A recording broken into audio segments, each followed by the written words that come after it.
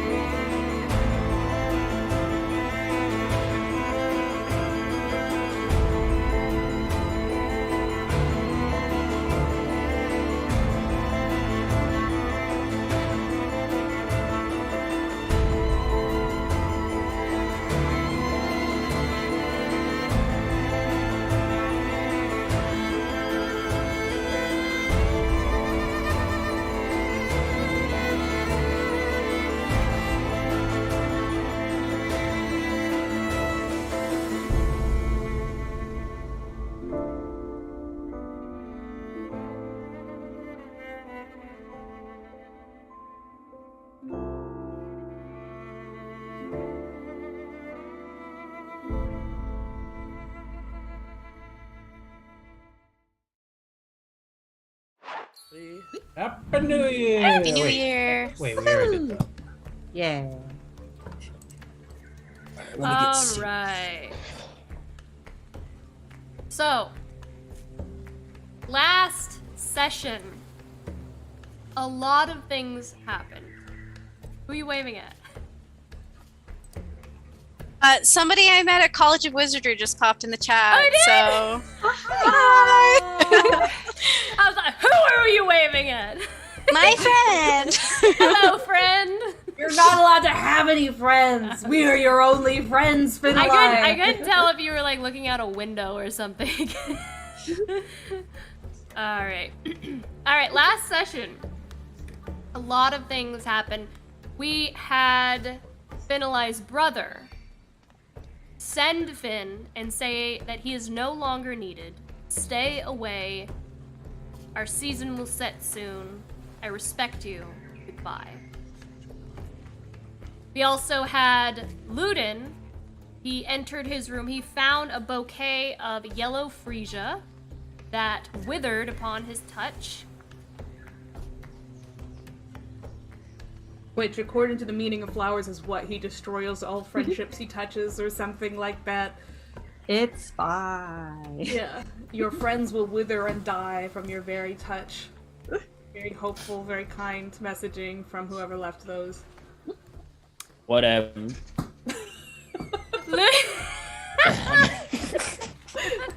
Ludin spoke with Ray to ask her what the options were to help bring his father back.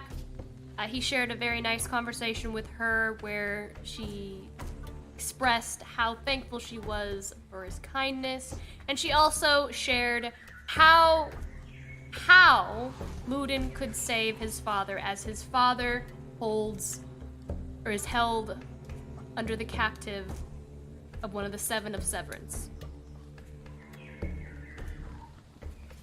He also spoke to the twins, the Swindle twins.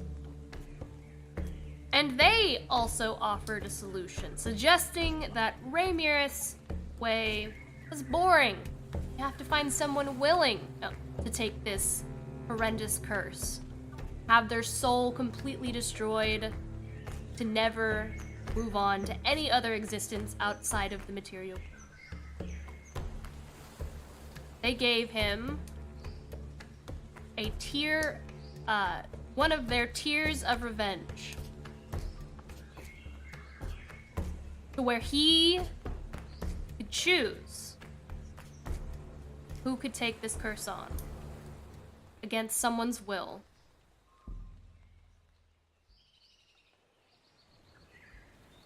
We also had a moment where the twins also spoke with Finlay.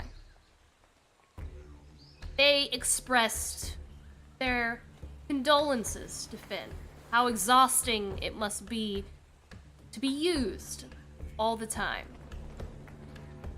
They spoke in riddles of dried blood, of going to see a body that is no longer there, and upon this very confusing conversation, Samson and Finn returned to Saltstone to find that Revenir Thorn's body had been stolen from her crypt, because she also carries the blood of Cassius, which could raise Vera from her sleep. We come back into our story. You all are sitting around the feast hall table for breakfast. Ray's tea set dealing you out fresh baked bread, pouring tea, skittering across the table. The sugar bowl commands the various plates and teacups to very quickly get into position as you all arrive in the morning. Esperise is once and again in a caterpillar cocoon of blanket. Just her face is showing, but her face looks absolutely pristine. She does have disguise self up already for the day. Gorgeous face, fully moisturized, shining, but just in full cocoon, curled up in a chair. I think she has a day and a half left of having a strength of 3 from the Wish misadventures, which she'll tuck in and poke at some granola at the end of the table. Ludin looks fine, you know. He don't have all that stuff going on, so. Can Finn make breakfast for everybody? He's feeling great. Like this morning, he feels Yeah. very awake and just stronger, and even maybe an inch taller. I mean, You can have the sugar bowl will look at you and like kind of salute you as you give commands, and they'll help the tea set, and the plates will help you make breakfast. nice. I'm gonna make eggs for everybody, but they're all gonna be smiley faces. Wait, are they gonna be in the shape of smiley? Is it gonna be like eyes and a mouth, or are you gonna are you gonna make it like an omelet and then cut the eyes and the mouth out? Oh no. It's like a cookie cutter you pour the egg into. It comes out as a smiley face. Except it's my hand. Yeah, I'll make my own. burns. I'll make my own smiley faces. That way, like Ludin can have like an angry face, but like a smile. You know. I'm trying to be angry and smile at the same time. See what that would look like. Yeah. Are you making little portraits of each of us with eggs on our breakfast plates? Yes. Yes. Prey has like the long ears. Cute. Let's see. Esperise has like long eyelashes, I guess. You just stick like rosemary straight up out of the yolk, like eyelashes. Yeah, and like raspberries on like the lips, and what is Samson? Samson's like smirking. Okay. Thanks. Do you like and- it? Esperise's eyebrows are bushy. I think those are my eyelashes. It's Yeah. very, That makes it's more very sense. nice. Yeah, Yes. yeah, yeah. Thank you so much, Finlay. Can Thanks. Are What we is eating them or are face? Okay. Oh yeah, you can eat them. That's what they're for. Prey's already started eating. She looks nice. The sugar bowl puts its like porcelain handles like on its hips and just stares at you, Ludin. What you would think would be staring at you. It doesn't have eyes, like waiting for you to say you like it. Ludin, you should say something. The sugar bowl's really sensitive. Oh well. Do you need some sugar? Sugar bowl? Is that what you eat? Do you eat sugar? I don't. It takes its spoon out and like kind of like just kind of like all the excess sugar just kind of falls off of it, scoops it into your plate and pulls up and like holds it out to you. Oh. It's an aggressive sugar bowl. They run a tight ship. Okay. Thank you, sugar bowl. This is amazing.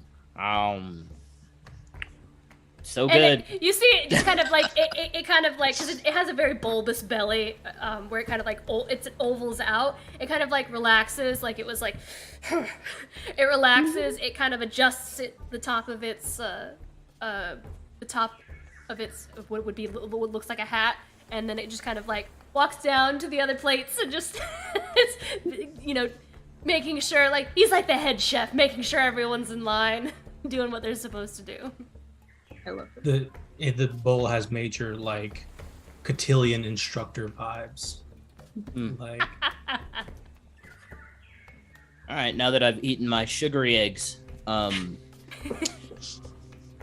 I think we all had some homework, I guess, to think of the person that we'd be willing to kill. And I went back and thought about it, and there's not a lot of people we left alive, guys. We did a really good job at the jobs we decided to do. So I'm still a little confused on this thing with my dad. So I'm probably going to talk to Ray one more time. But from my opinion, here's how it stands. And Ludin will pull out the tier thingy, put it on the table. I only need to say a name, a true name, and somebody will die. for my dad. All the other details about being stuck here and all that other bull doesn't really make a difference to me. But considering we only have, by my count, 2 enemies that are still alive, and even if you could call them enemies, they're not much. I still want to look at Raymir's plan of potentially finding a person that's willing. Because it would just make things a lot easier. Especially because I don't want my dad's body to just be gone. If we use this revenge stone or whatever. So I'll pop it back in the bag of holding. And that's me being honest with and upfront with everything of where I am right now. Obviously, you all know I'm not with the magic stuff. So if you guys have any ideas, I'd love to hear them. Otherwise, probably just go back and talk to Ramirez one more time, figure out what we'll do. Are there any ideas of where we want to go after this specifically? Because we can go back to Lacambria and go ahead and get my dad if you want. Before we begin pitching, alternatives of who we might, I don't know, tear up, who are your 2? Oh. The one that took Samson's horn, 1. And for Uramir, who he affectionately called the doorman. 2 random dwarvish civilians. Oh no, his name's Gregor. He's an asshole. Okay. They both suck. Yeah, he deserves everything he gets, including this. Social position, maybe adding any one of the family de Mise to the list. I don't know how well we have to know these people. Or if we even know Lady de Mise's first name, do we? I don't. We might be able to figure it out. I could write Cyprian, but if we put it in a body like Lady de Mise's, isn't she a vampire? That'll be really hard to beat, right? Yeah. Well, they die immediately. Oh, they do? You don't have to fight them at all? Nah. They just did. I think, because I think we got to beat it out of his dad, and then it transfers, and it kills them, and then we obviously save his father, but we beat it out of him and into them, and it overwhelms them and they explode. That's my very official magical understanding of it. You can also do Micah. No. Micah! Yeah. Kind of sucks. Is Mike? But again, much like the doorman and Kervus, just a guy. Just a guy that almost killed every one of us. Yes, What hasn't almost killed every one of us? Did Micah and Aramir make up before, or did I don't are they think still so. on bad terms? I can't. 100% still on bad terms. Dude tried to kill his dad. Yeah, he doesn't. Micah never got to, though. I mean, maybe... He didn't die angry, but he didn't die happy in that situation. If that makes sense. don't want to pull this card. I don't think it's what Uramir would have wanted. Vicious eye roll. I actually think no, I think Uramir would have just not wanted to know. That's a good point. Back to the Demise thing. I also think that Demise is probably an alias, so there's probably some research that would need to happen if we're going to choose even I think Cyprian. I doubt that's his real name, just because thousands of years of time and space, or I imagine they have many names, and we'd have to find the real one, which I don't think is an impossible task. But I mean, I could ask, but no one said anything about choosing Cyprian. I think Cyprian's a I mean, good choice. if he's willing to do it. What do you mean it's a good choice? That's mean. He's helped us. Yeah, if he's willing to do it, I'll just give him the piece of paper. He can sign his name himself. Finn, I'm like 90% sure Cyprian's the one who helped Tasta steal Rev's body. I don't think so. He just made up with Cassius. They have so many years to live together and live in their friendship. We can't just kill him. He didn't help with the body stealing.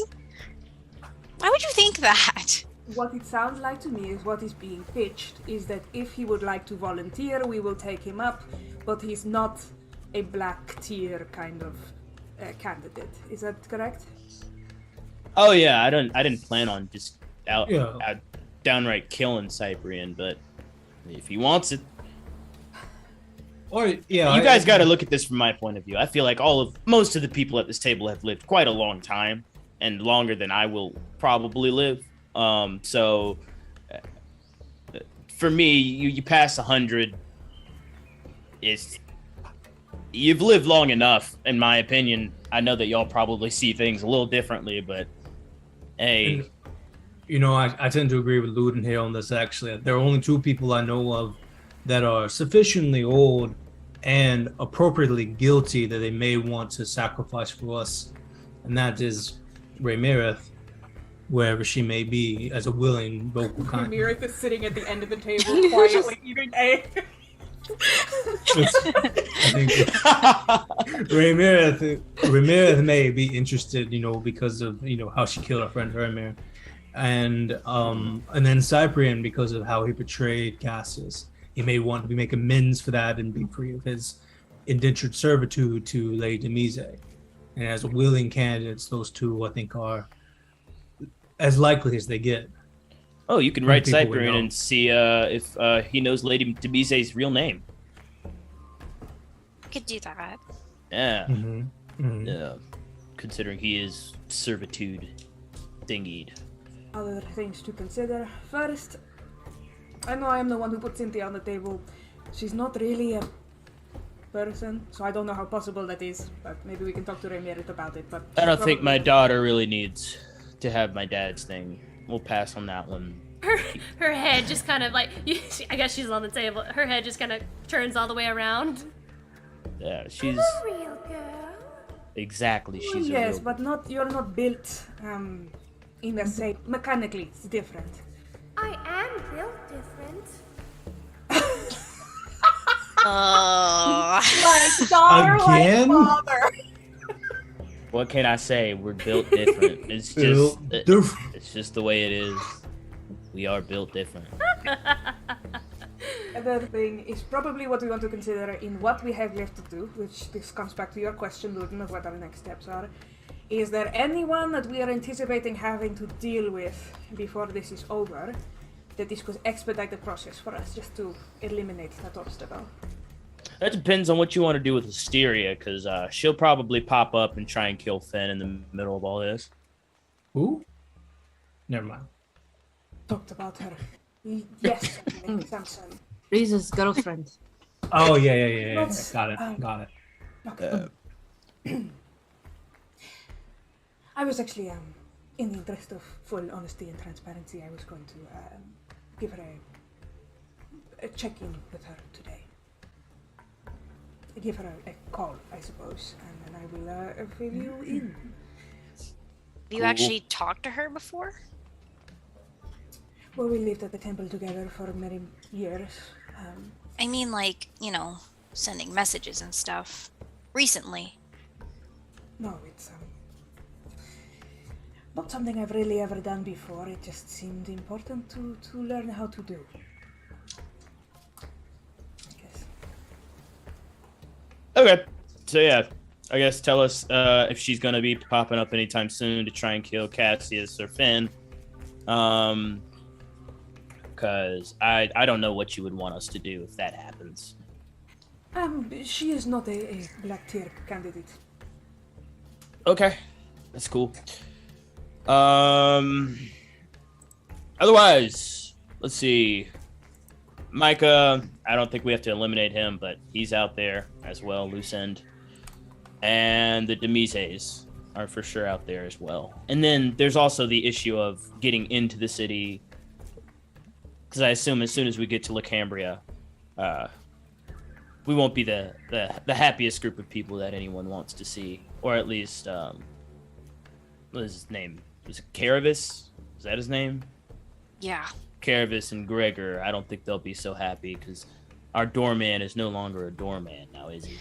He owns the army. He took over Belgane's post, I think. Yes, he did. Was Was Zevnik part of that cult to raise Vera? Did he belong to the cult? He worked for the Demises, who were doing... I'm very sorry, lots of information over the last 2 years. I believe that they were doing some work with Urmir's father's invention that was on behalf of the cult. It was in the interest of raising Vera, but he worked directly for the Demise family. Oh yeah, we also still got this mirror as well that might be able to we can use to maybe find her. Okay. I wonder if we should research the cult. Because, I mean, they seem like very big Vera fans, and maybe they'd want to, like, take on her wrath or something. Or we could just sacrifice them. But I don't really know anyone from that cult. I guess we'd have to, like, research into it. We could ask Ray Mirth. They've spent Ray Mirth and who was the other guy that's here? Oh god, there's so many. We're really yes. We quite literally are going through this past 2 years. Yes, we could ask Ray Mirth or Tredillion, considering they've been here fighting them off for the second time. And again, 2 years. I'm still very tired from the other day. I feel like, isn't your island the cult? They are a cult, but they don't really leave the island. I don't know if you'd call them a cult. They're more just like very zealous. Are you So, allowed to cult. leave? No. That's a But cult, buddy. they That's a cult. don't. Okay, well, they don't leave the island, so we would have never seen any of them. But we have seen, remember the guy who was setting us on fire? Actually here and on the island? That was the first time we came here. He had didn't he have a red robe? Yeah, Not anymore. yeah, Well, I remember he that.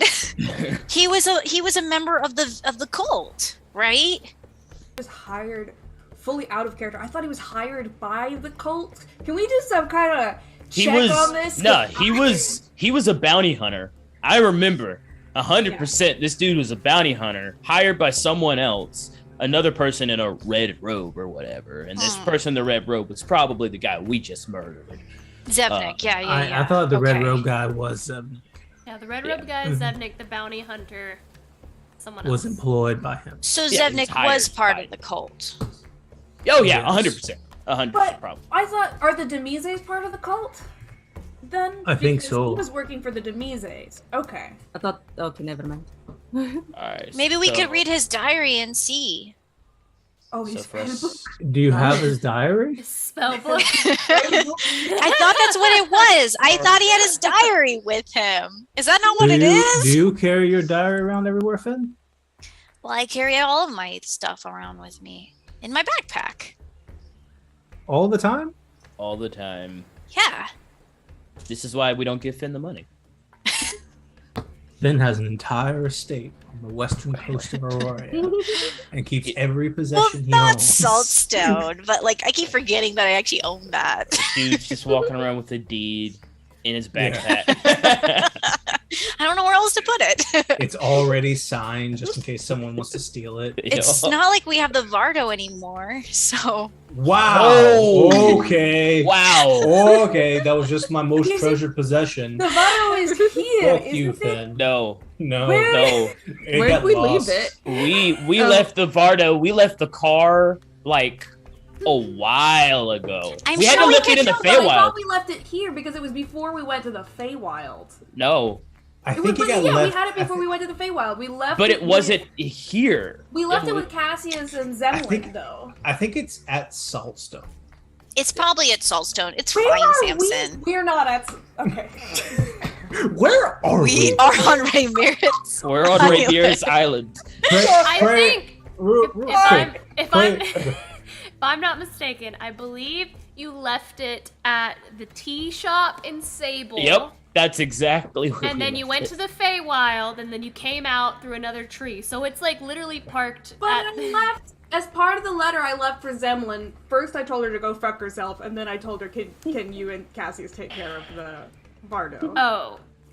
Then, I mean, yeah, it's not there though, unless I went and got it. Then they would have They gone. were there. I think they- Symphonia has Zemlin and Cassius were in Sable, and then they went back to Saltstone. Okay. They Alright. took the they Guys, took Ivardo. it's been a long campaign. We should go get That the honestly Bardo again. was know. 100% Fates in 40 minutes. So now let's go ahead and let's just call them in. I'm tired of this. Hey, Ray.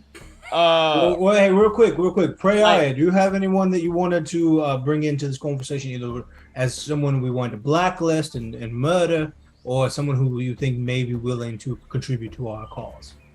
Or did we kill all of your enemies too? And friends. I'm going to be honest, it is first thing in the morning and I am still a little drunk. You all seem to have covered. Good point. All right. Ramirez, can you come in here for a second? We just need to talk real quick, as well as I'm gonna make mimosas. Dillian, if you can come in here too. They- Twins, if you want to come see the chaos, I mean, you might as well. You would have to go get Ramirez, so somebody would have to go get her. She is. This is a stone wall castle with the door shut. She's not with it shouting. Mr. Teapot and Sugar Bowl. Yeah, they would and... go get her. She comes back. She comes back into the feast. She has like a book in her hand, and she goes, "Yes." One second, we need Tredillion here too. Let me go find him, and I'll go see if the twins want to see all this. Yeah, I'll literally try and get everybody in the castle so we can. We'll just say everyone comes Cool. back. You bring everyone into the main room, and Awesome. So Ludin will say, "Thank you all for joining us for breakfast. Finn could probably make you guys some eggs if you need any. But all cards on the table. We are trying to figure out a lot of information before we leave the castle. And it seems that we have a good list of people that are potential donors or victims to my father's predicament right now. We could list them all out, but I think we need some extra information before we get into those aspects. Thank you all for joining. So we're just going to ask you guys a few questions. If you could answer them, and let's all get this on the same page. Before we leave, that would be amazing. Twins, answer everything that you can, please. Obviously, you probably won't, but it's worth a try, regardless. I feel like we're having a TED Talk right now. or like Christian's like, all right, guys, yeah, we made it to youth camp. We drove 6 hours, but we are here. All right, so first things made it. It's been a long 2 years, guys. First But things first, who's ready to die? yeah. And feel free to jump in with any information at any time. I feel like this is an open forum discussion. I do want to, just to make sure that everyone is on the same page. I mean, Ludin, if you're okay with it. Go for it. Speak. Is Predillion aware of the offer that was made by the twins to us? Oh yeah. So the twins. Tredillion, Also- his hair is just frazzled. He looks like they torture him on a daily basis and just like prank him. He goes, what do they ask you to do? Whatever they ask you to do, don't do it. I haven't been asked to do anything. They just gave me this thing right here. They explained that I could basically kill my worst enemy with this, and my father's soul would could go somewhere else. If I were you, I would just throw that in the deepest part of the ocean to never find it ever again, honestly. Oh, Mr. Tillypan, you're being absolutely ridiculous. Don't sully our good name. And, like, they begin to bicker a little bit. Okay, Yeah, plus what if, like, a fish finds it? That's really dangerous. Yeah, what if a fish finds it? It's Well, I dangerous. wasn't- Very vengeful fish. As long as it is out of reach. The man in a large hat on the edge of a river just like evaporates. It's like Jumanji. If you believe it would be worthwhile to have perhaps Ramirez and Predillion. I know you're a little bit more research scientists when it comes to the arcane. If you would like to take a look at it before we decide whether or not we want to use it. Oh, I mean, I already made a promise to the twins. We'll probably have it regardless, just in case. But I mean, if y'all can look at it if you want, as long as you promise to give it back. Ray and Tredillion kind of look at each other, and Tredillion's like, "It is all yours. I am not touching another one of their things. No, I'm done. I am done." And Ray just kind of, her cheeks turn a little bit red, and she just kind of looks at you. I suppose that I could have a look at it, see what I can ascertain. There you Don't go. have to touch it if it makes you nervous. I've obviously, trust me, they are not to be trifled with. And she will take it very gently, and she will kind of go over to the corner and begin to kind of like study it. The twins are just smiling and like doing the whole like thing with their heads in their on their hands. Give them thumbs up. All right, next questions. Tredillion, this is probably up your alley. So, there is a cult trying to raise Vera, right? That is correct. What can you tell us about this cult? Because we're probably going to have to kill or see them soon. Oh, which is a very broad question. Is there anything specific that you're looking for to know about them? Give us the highlights. What's the most dangerous stuff? What they look like? Calling cards? Do they have a secret code? Any of that stuff like that. What's their signature cult outfit? Oh, they are not at the hierarchy of the chain, if that helps. Lila Demise is at the top of the chain. She uses the cult to kind of do her bidding. Okay. So that check marks that. I guess that's all. That kind of answers everything, doesn't it? Because we just got to talk to Cyprin and be like, hey, what do these people look like? Because Cyprin has all these brothers and sisters, right? So those are also people that can potentially be on the list if we get their names. There are people within the... He kind of, like, does what you did, family. Yeah. Of sorts, but, I am not entirely sure that Vera is her main goal, but she does use the cult for her own advantages. But, so is she has contacts with the cult, right? That's correct. So then, okay, do you know anyone who's actually leading the cult? Well, I did. It kind of murdered him. Not that long ago. Yeah, Oh. we did do that. He was the leader? Okay. You'll need to be more specific. Yes, he was the leader. He led the cult. I'm not sure who the second in command will be at this point, but I'm sure that will have quite the ripple effect on... Mr. Mise.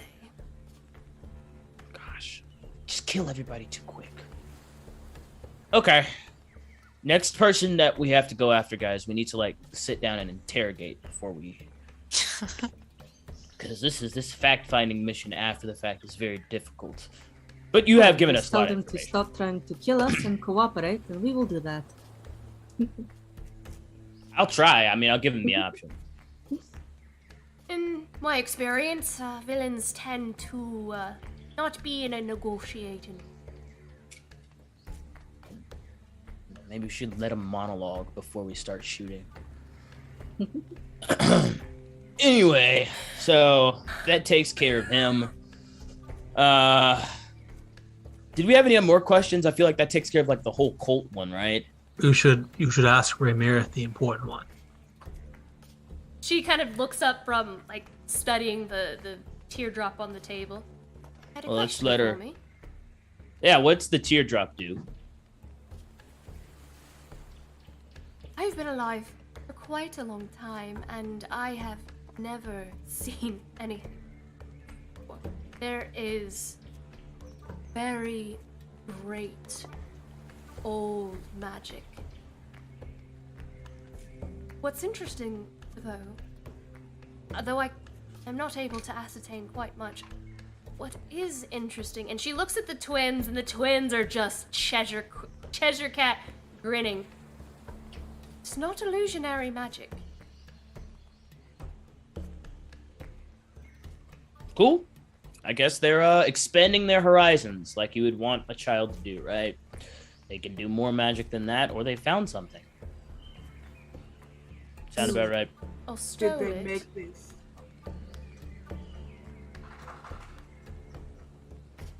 Did you hear what she said? Who would they have stolen that from? Wouldn't you like to know? I imagine Yes, I asked a question. Sorry, cat's got my tongue. And like, she kind of sticks her tongue out, and you see like just a cat come out of her mouth, and it's just kind of like holding on to her tongue, and she puts her tongue back into her mouth. Gross. Disgusting. Probably get that checked Would out. it be correct to assume that this is necromantic in nature? Let me look. Give me a second. I mean, you could. Is she cast an identify on it? Because we also have a This- drunk person across the table. That can do that. Yeah, do Essentially, we want Prey to get up on the table and essentially, Blood magic. what she is telling you is this item is so old. It is beyond the skill of the Wii. Like it is like essentially the only reason she knows what pieces of Vera look like is based on history books and things that she's read. This is something that is the equivalent of that. It is extremely powerful. It is. Does that make sense? I'm trying to see what. It is how you RP leveling up, is what I'm hearing. is it older than hags? Yes. Wait. God. We can ask Cynthia. Do you know what this is? The best way I can describe it is probably as old as as the Swindle twins themselves and all the other. I don't know what you said, but it's probably. I didn't hear that. Whatever it was. It is as old as the astrological signs of Aurora. That is the best way I can aid. So it's about as old as Samson? Or Oh my god. Oh my god! I think, Oh my god! I think so first of all, aggressive.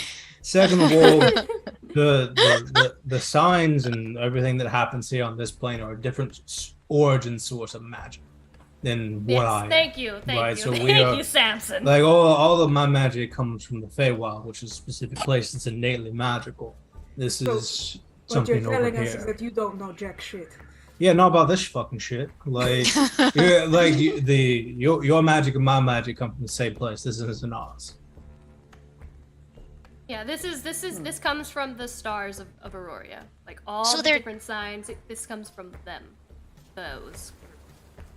all right. So, So they're different kind of old things. Different places, different Alright. origins. Well, I guess we'll just have to put it in our back pocket and know that. Can I make an Arcana check based on the signs to see if I could go, oh, this belongs to one of the other. This is a Lamentium. I think I don't think you. I think you can easily ascertain based on the context clues I just gave. The Swindle twins stole it from another sign. Yeah. Would I have any way to? Stole it from the necromancy sign. Probably the one that's, let's see, my sign, right?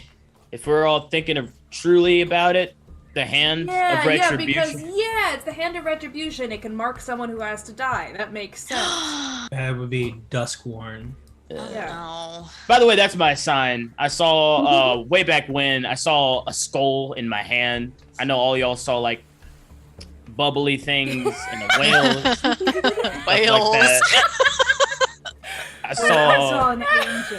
yeah, I saw a black ghoul trying to eat my my very existence. He's come back to Just to visit. let you guys know. Yeah. Yeah, so it makes sense. I'm sorry. So do we know anything about that sign? It's Other than like- it belongs to Ludin? I mean, it's the hand of retribution. I believe that it's kind of purpose, or what it does, is that it marks those who deserve to die, and that there is no way to escape from its justice or whatever. It seeks out those who believe they've gotten away with what they've done, and they make sure that they don't get away with it. So I guess Ludin is the one who gets to assign who doesn't get away with it. Yeah, so I guess it gets back to, so who do we want to kill that doesn't get away with it? Or, Ramirez, do you have the piece of paper to, like, sign, the person can sign their blood into their true name if they want to be a little bit more, you know, heroic with it? Yes, she would have given that all to you. Awesome. So I'll put both of them on the table. So we have death by our wish and death by sacrifice. So is that all of the questions we needed to ask before I get to the last one? Okay. Ramirez, Yes. feel free to say no. As you can see, we have plenty of options. But if you would like to sacrifice yourself and be the hero for today, just let me know. I can't keep a straight face with you. I swear to God. Yeah, I mean, there's no really beating around the bush. I don't think I even have the charisma to do it anymore. No judgment on my part. I just see it at this point that most everyone lives longer than me. And I feel like I can do quite a bit of time in the little bit that I have. So, up to you.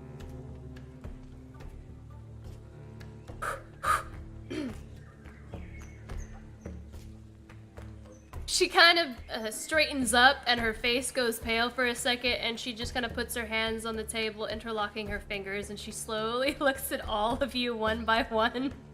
And then she looks back at you, Lud, and she goes,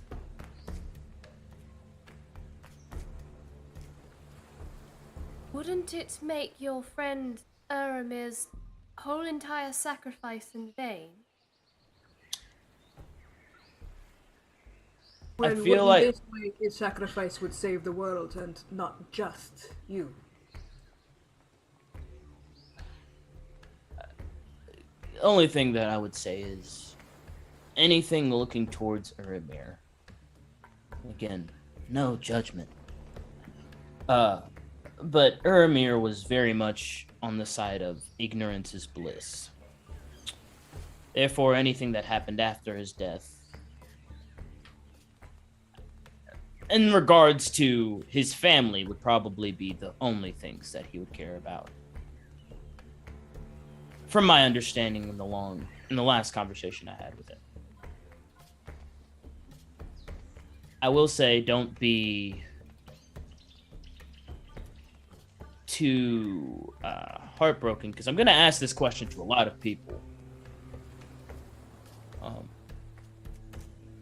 And I don't feel angry if you say no. I'm not willing to do it. I'm not willing to let my father go through it, and I'm not willing to let my brother go through it. At this point, I'm looking at this in the most straightforward eyes that I can. And for the most part, as I told all of them,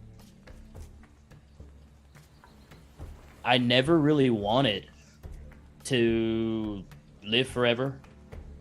It never really made sense to me. I never really wanted to live past my lifespan, even though I have friends that could probably make it happen. Very easily, for that matter. Just doesn't seem appealing to me. So you have to see and think about this from my perspective. It's a simple perspective. I just want to live my life in a natural progression and go. I don't see time the way that you guys see time. So You're asking...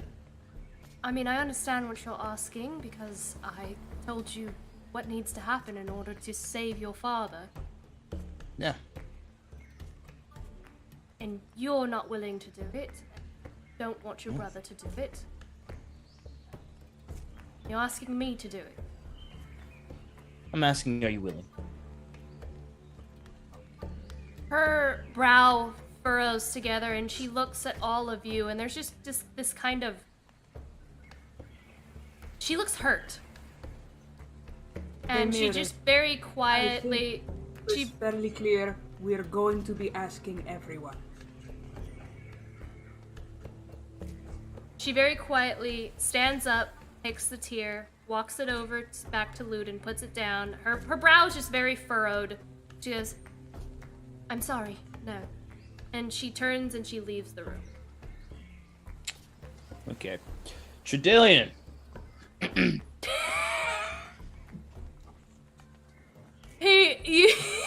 You look... you look over... Tredillion, you tired of these swindle twins yet? You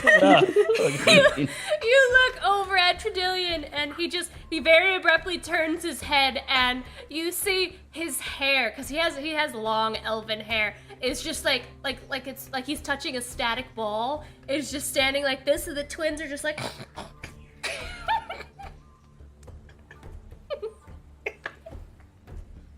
and like he's like, "Why are you laughing now, you little monsters?" What? Sorry. Oh gods. And he just kind of like fixes his hair. I don't think we should ask him. No one else can deal with those twins. Twins take it. Sounds an option. They're natural wonders of the world. Somebody will be able to figure it out. Do you want to sign this thing? Allowing you to take on the 7 and sacrifice yourself for my father. And also in Vera. He just looks at all of you, like, you guys are just asking so nonchalantly, like, hey. I mean, I feel like everybody's okay with us being just the ones to go destroy Vera. I feel like, Luden at this point is like, okay, well, everybody is okay with us just being the ones that have to go save the Feywild, that have destroyed 6 of the 7. Like... And I feel like let's get some respect up in here. And you guys are asking us to do a lot, so I'm going to ask a little bit of y'all too. I forget. What, Daniel, do you remember what alignment Tredillion is? Tredillion is lawful good. Okay. Want to be a hero, bro? Okay. Trying to think of how he would respond with that. He kind of stands up.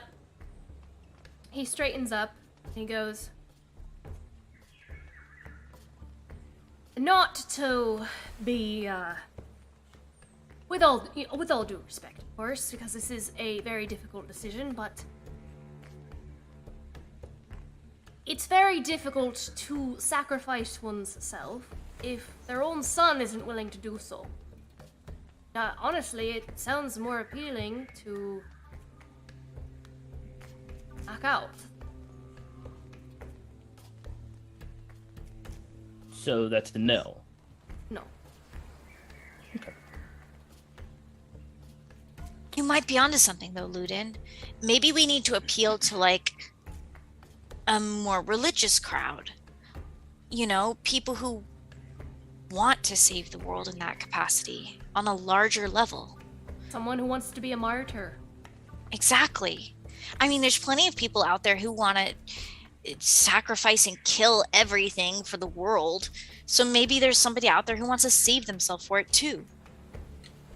Or sacrifice himself. Sure. Right. Right. At this point, Mimi kind of chimes in. There's also individuals who are desperate. Desperate how? Oh, they're put into desperate circumstances. Those that are hungry and starving, or being oppressed by some sort of creature. Yeah, but then really is it It's willing, but is it really willing? It's quid pro quo. Obviously, I, at the very least, would do whatever I could to end whatever that person's suffering or hunger or whatever it is after they've passed on. Imagine if you were a mother with 6 children and you had to feed all those mouths. What if someone could offer you a way to feed all those children for the rest of their lives? Don't have the ability to offer that? You can just give them a bunch of gold. I suppose so, but we could do that without murdering their mother. Oh, she would definitely come willing, wouldn't she? Maybe Just a how about- suggestion. If we have a question for you, we will ask. She just kind of like, Mr. Pork Pie, I think that Esperise has gotten a little bit unfun, don't you? Maybe, please. Perhaps we should let them be. Do you think maybe we'd have an audience with, are they called the council in Lacambria? The people who run everything?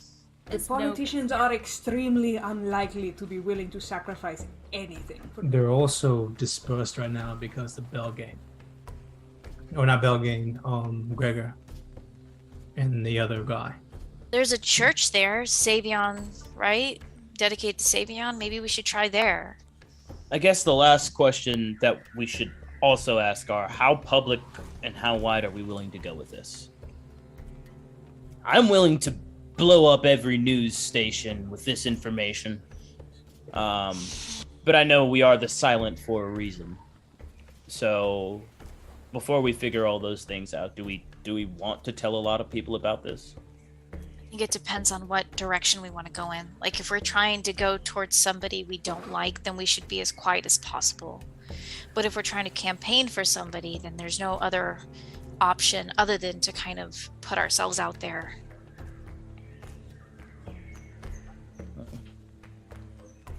This is something that affects us all, not just until we finish dealing with my father, so I'm fine with putting it to a vote if you all are. But I don't know that what will be necessary until we have more information. I don't... Finlay, you write your letters to Cyprian. I will speak with Asteria, and perhaps we will have more answers in order to make a more educated decision. Because if we have Lady Demise's name, you know, check it off the list, but... For sure. Alright, break, I guess. That's all I have for everyone. I guess let us know whenever we have that information. Reconvene one more time before we decide where we're going next. How does that sound? Sounds good. Alright. If anyone needs me, I'll be where I always am. Practicing and shooting arrows. Yeah. I can come out and give you company. Don't you have a call to make or something? Oh, I'm just gonna write him a letter. Okay. Sure. If anybody else wants to practice shooting, I think everyone has a longbow now. Yes, but I don't know how to use one, and I don't think I am going to learn, so I am okay for now. Come on, Finn, let's go shoot some arrows. Okay. He's gonna dig out his raven quill from his bag. Okay. And shall I write my letter? Yeah, what do you write Cyprian? He'll write it. He'll like pop down next to Ludin where he's standing and he'll just start writing it. But he, like, the way he writes, he always reads aloud what he writes. So Ludin will be able to hear everything. And he's just like, "Dear Cyprian, it's been a long time since I've written you, and I really miss talking to you. I miss really just discussing things in general with you, and I hope you're doing really well. And I also hope you got to talk to Cassius lately, and that you guys are going on as well. So we had some questions because, well, our whole story has progressed as far as this is concerned. And he writes down as well. we ended up, well, you might actually hear this because it might be actually trending where you are right now. But we sort of kind of killed somebody who was really popular and well known to your mistress. And his name was Zevnik. And apparently he was the leader of the cult that your mistress is in contact with. And I really wanted to ask you about the cult and see if you have any more information on it. We have this way. Well, for the last 7 that we need to go up against, we need somebody who's willing to die. And that's, as we're finding out, becoming... Finn, hold. Let's What's up? Only ask for the pertinent information that we need. We don't well, have I gotta to give fill him in on stuff, don't. right? No, like, ask him, and then we'll be on our way. Okay, and it's like in the middle of the sentence, he just goes to the next paragraph. Anyway, do you know Lady Demise's full name? You might not be able to give it to me because you might be compelled not to or whatever, but I figured I might as well ask anyway because you're my friend and you might give me the information you at least can tell me. And also maybe you can just give me more information on the cult in general, and maybe if you know someone who really, really wants to die. All right, thank you so much. I'll talk to you later. And heart, Finn. That was painful. It's sent. Well, Cyprian and I are kind of pen pals, and I haven't written in, like, I don't know, a few weeks, so I feel like I had to fill him in, you know? I can't just be like, hey, what's Lady Demise's first name? Because I hadn't talked to him in a while. You have to, like, ease it in, you know? You don't have to do that. Yes, I do! Okay. Pick up your bow. Let's do this. Okay. We want to jump back and forth. I have 3 things I want to do today. I don't want to do it a huge check. Can we jump back and forth so you guys don't have to sit through me? Yeah. Just because if I do all 3 things at once, I know that's going to be miserable for everybody. It's going to be miserable for anybody. It's a lot of things. A lot of conversations I want to have. Esprit from the conversation downstairs is going to head upstairs to her room, still kind of trotting around in the blanket, curl up on her bed. Sit quietly on her bed, kind of cross-legged on top of the cupboards with her blanket on. She's never done this before, and she's not really certain how to do it, and she feels very stupid, but she's essentially just going to talk to the wall, and hopefully someone will hear it. And she's going to cast Sending to Asteria. And she's going to say, I counted out the words here. Hello, my friend. It is too late to seek out the Thorn. We know what you're doing, and our paths will cross soon. I miss you.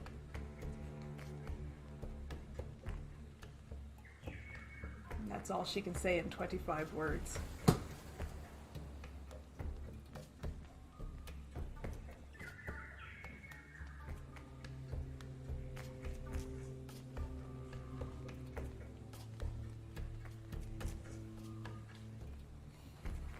Red, 6:39 p.m.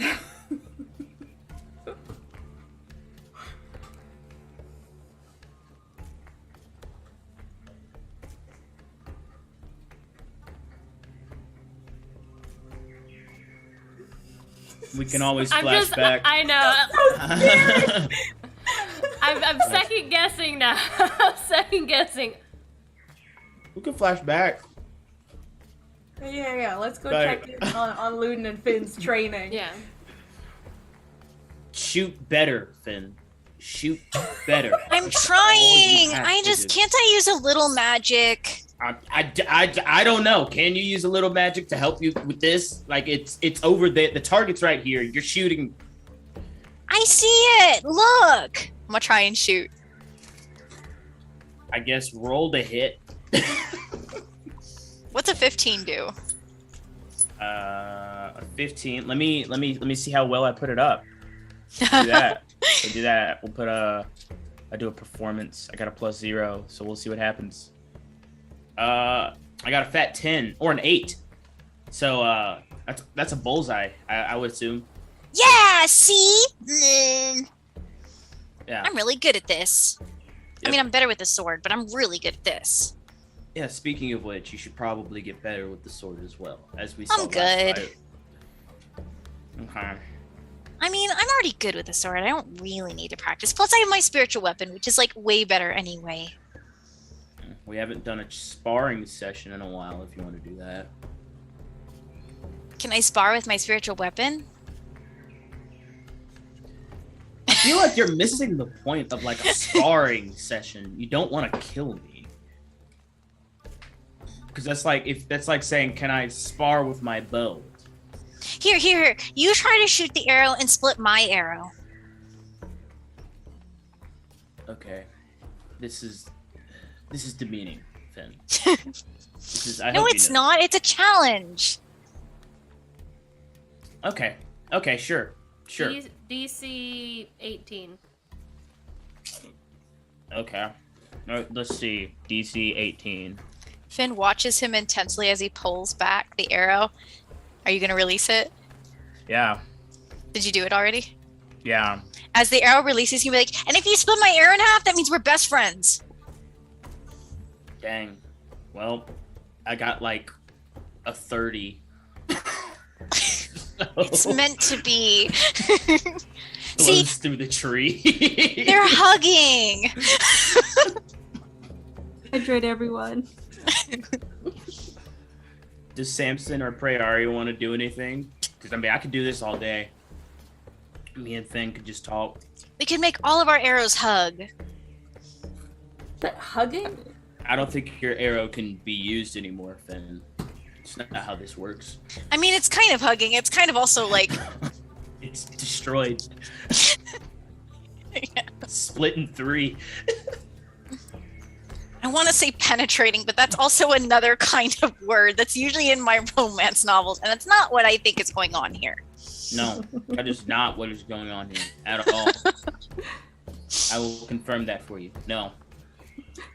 I do think at some point Prey is gonna take a drink to Ramirez because she recognizes earlier was a little rough, and she's just gonna hang out, just kind of drink around Ramirez. She's gonna be in the library, and you're just gonna walk in, sit next to her, and just drink in silence. Is that what you're She'll doing? give her one. And she gives Ramirez a drink, just like, yeah. She takes the drink and begins to drink with you, of course. She's very stressed out from that conversation and uncomfortable and thinks that you all hate her.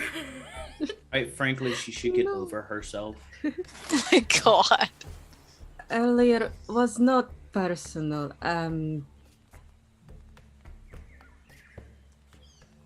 Drink?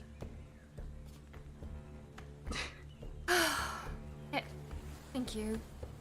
Yes, I would like a drink. I had something that I was going to give you all, and it just doesn't matter what I do. You're all gonna hate me regardless.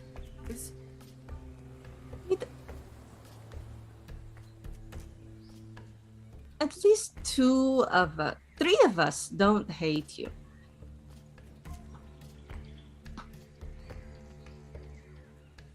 I think you are a very nice person.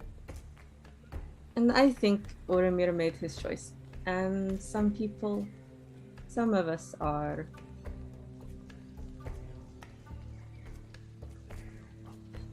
never mind. Mountain kind of pokes out of your pocket and just kind of like sits down on the table and just kind of like pats Ray's hand.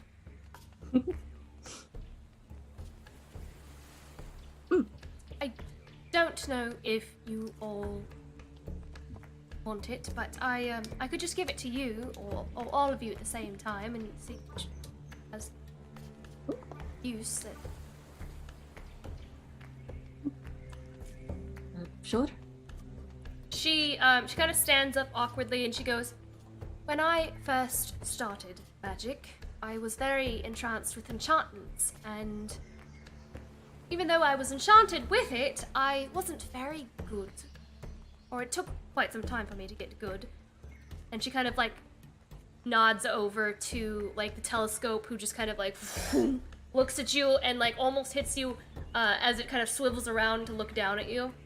Ooh. It took actually a very long time to get to this point where I am good.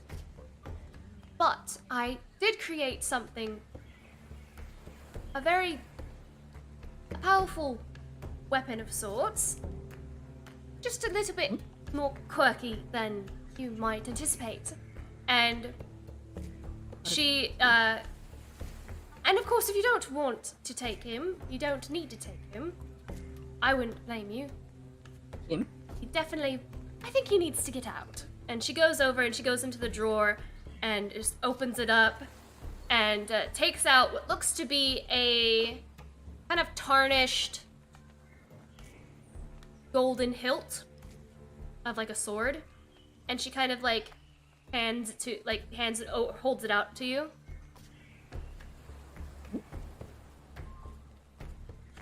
She's kind of weighs it in her hands. As you hold it, you hear, well, hello there! How are you doing? I am so happy to be, Ray has told me all about you all.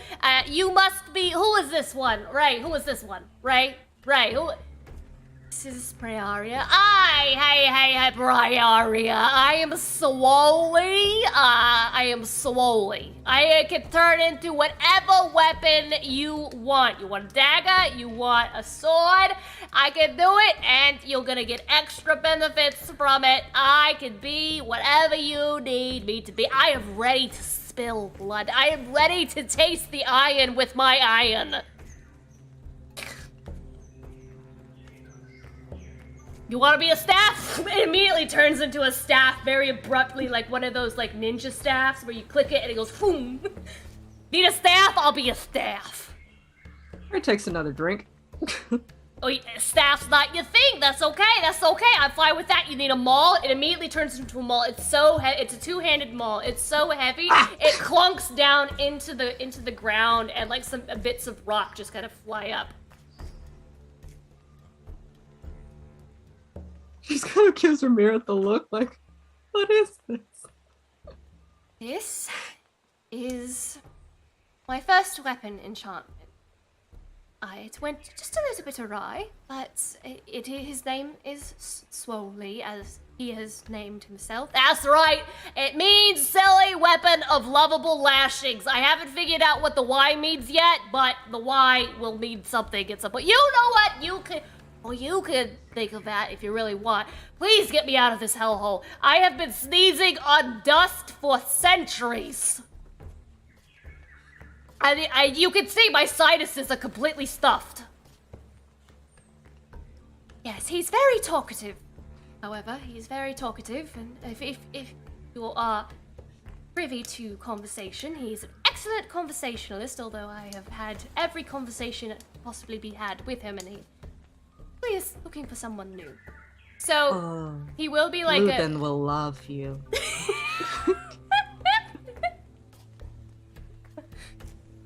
Right off the bat, he can be, again, just to kind of explain, he can be whatever weapon you want him to be. He is going to be a +3 weapon. I will also allow, I would also allow this to be applied to Finn's spiritual weapon. Yes. I love Christian down in the corner going, he does a couple other things as well, but as but is it worth it? Is it worth it? Absolutely. Ray's just like giving it little. She's just amazed, like, ooh, a yukla, sai, Shink, sai. oh, there. She's naming every weapon she can think of. Just like, oh, it feels so good to stretch these bones out. Yes. He has bones? Ray kind of like leans down. You don't actually. You know what? Of course. Stretch them out. Yes. I can't imagine you being. I can't imagine you fighting. I don't think. Well, excuse me. The scythe, the head of the scythe, like almost like liquid metal, like it gets really, really hot, and it just kind of turns towards you. You don't think that I can cut into some armor? You don't. Let me tell you something. I am Not you. ready. Wait, what? Not you, Mirith. Oh. Although, interesting. I was an adventurer a long time ago. As you well know, but he was very fond of Oliver. Oliver. A funny name. Oliver. She just takes another drink. She's still a little out of it, but she's having a good time. Yes, you feel free to take him if you'd like. He's very eager to out of this. He was in my tower, but now he's here, and he likes to remind me that a draw is still a draw, even though it may be a different draw. Oh, I did want to ask you. You spent a lot of time, I imagine, thinking about the 7 when it was inside you. If you had the choice we have, what would you do?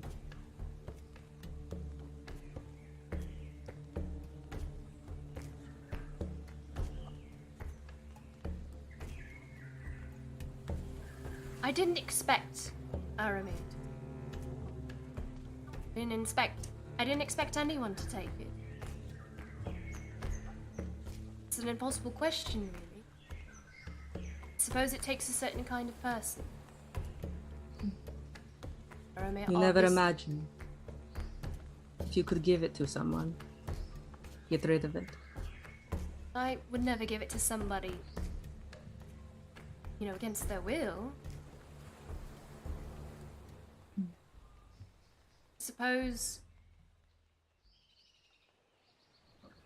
I could give it to someone.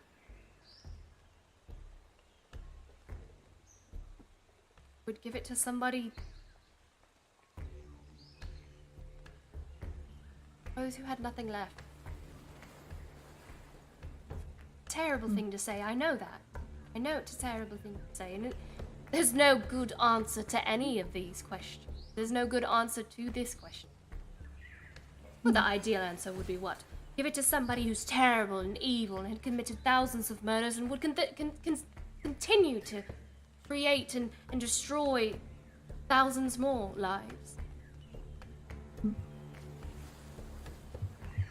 But it's not that simple. No. No, I guess not.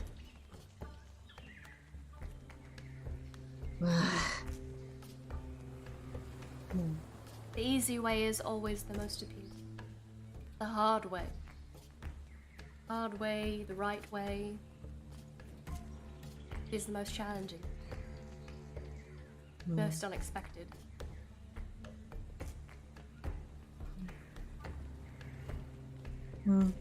Well, she'll just kind of like top off both of their drinks. I'm not going to tell Mira, I'm not going to tell Ludin how he should save his father, but I was hoping if anyone had anything, it would be you.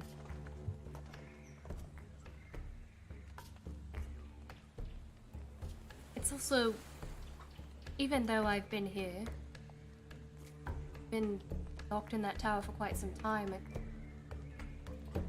I don't wish for sympathy, but I don't have many friends. Trillian is the newest of my friends now, and of course I do know Demlin. Been a long time since I've talked to her. There aren't many other people that I do know who still live to this day. Most of them have passed quite a long time ago. Huh? Perhaps there is someone that you know who might know someone who would be willing, who has connections with other individuals who would know somebody who would be willing to take it on, be the martyr.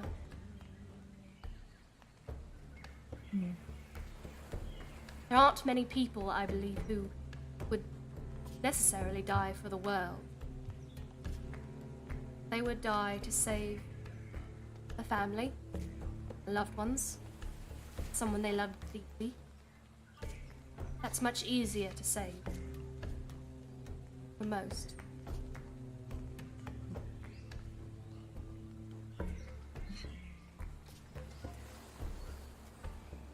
Well, few friends or no, that's not nothing. And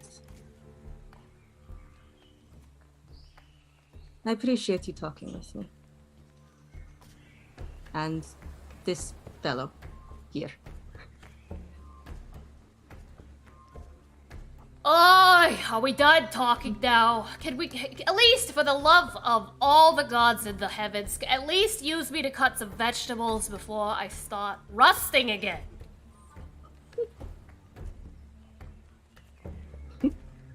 Now would be nice. Sure. Oh, okay. He immediately turns will into find like some. turns into a carving knife, a massive like meat cutting knife. Oh yeah. Okay. I should find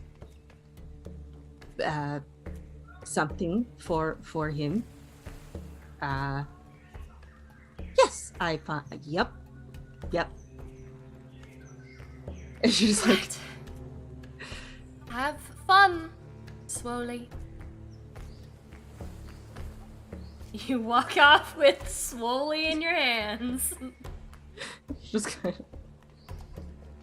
of looking like, where are my friends and what do I do with this? Do you put down your drink to hold Swoley, or do you have a drink in one hand and Swoley in the other? I mean, she's gonna try to one hand each of these, but I feel like Swoley's just becoming whatever Swoley wants, so some drinks might be dropped on the way. Just suddenly a battle axe, like, oh, okay. You're followed by like a little marching band of little cleaning utensils that have also been enchanted to clean up after Swoley.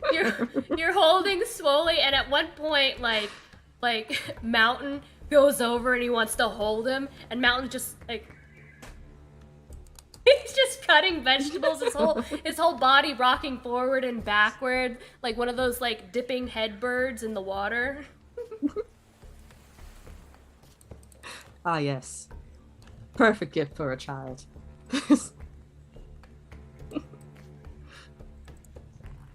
Did our girl get a response? I've thought about it. Oh, yeah. You get left on red. Well, the next thing that Espris wanted to do was talk to Rhaenyra. Oh God! Why do you torment this woman? Yeah. Why do you torment this Oh, woman? I can't wait. God Praerio damn. walking out with the sword or the knife or whatever. And then a quick high five to Esperise as she tags in to go torment her. I mean, in the it'll probably library. be around the Look same what Mira time as gave me. Esperise does wait up there for a while to see if Asteria responds. And she'll fully send she'll use another third level spell slot to send. I understand. And I want you to know that I'm not angry. I think that your decisions make sense. And I hope that we will not have to work against each other. Love you always. And then she's fully, like, whatever it is, she's gonna put herself on, you know, on, like, Steam, you can put yourself on invisible or silent. Not currently receiving messages, and head downstairs. She's not gonna high-five Prey, because Prey looks like she has enough going on in her hands already. Do you want me to take your drink? No, she doesn't need you to take her drink. She's fine. He has much to say. Awful. Right, This is Swolly. Swolly, this is Sperris. We are friends. Oh, you are in the group. What do you need? Do you need a staff? I don't use You don't need. You need a wand. Then you need a wand. You look like a magic. Wand. Oh, she almost drops him. Like, oh. That is very kind of you. I think Finalai might be the only person who would be amenable to this. So I recommend perhaps meeting Lieutenant Finlay out on the field. Or Samson, I suppose, but Samson. This Finalai's a bloodthirsty killer. I'm excited to beat him. So excited to beat him. I am going to stab so many people with Finalai. I'm very excited for you. Excuse me. They're in field? Oh, field. 2 field.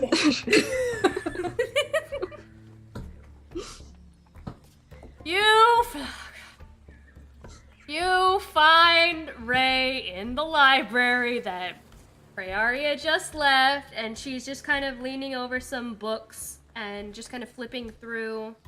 She's sitting down with a candle, with her back to the door, and just she's in the middle of reading and like writing some notes. Because of Finn's influence, Esperis is going to enter into her peripheral vision and just stand there until she notices, just to see if she can get a jump scare. Are you trying to sneak up on her? Yeah, just to get up into her peripheral. Not like but just like. Are you a stealth check? I'm not trying too hard. I just know she doesn't want to see me. She does not like that. She does not like you. It's a 3. Yeah, you walk up.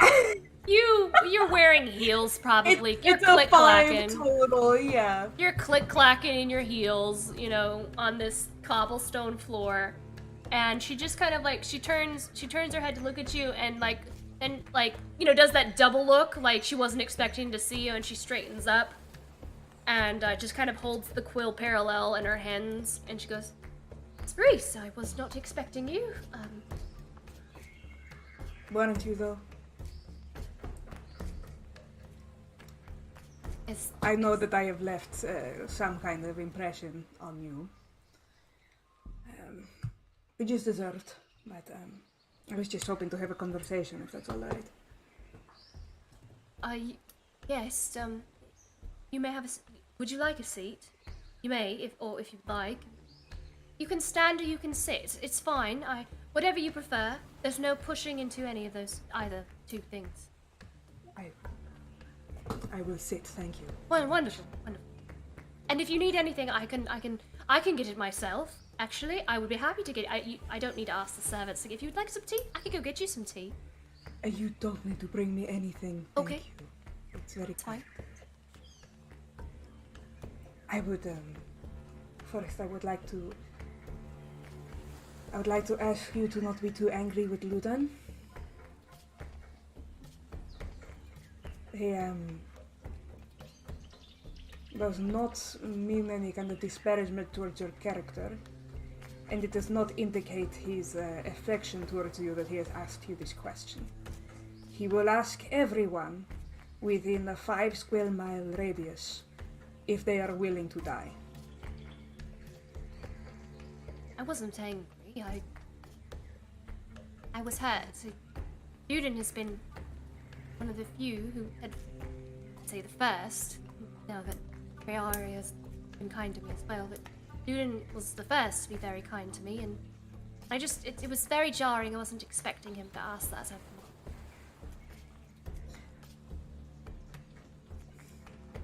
me. As unkind as it might sound for me to say it, Luden is not a very kind man. I hold great love for him. I consider him my brother. He was very nice to me. I know. And that is what he's not kind. Not usually. The fact that he showed you such affection shows what he thinks of your character. And the question he asked you this morning does not indicate that he dislikes you, but that he thinks you deserve to die, or anything of the sort. I do not want that to be the impression that you take away of him. Oh. Makes me feel a little better. So, you want to live? Do. How old are you? I don't remember.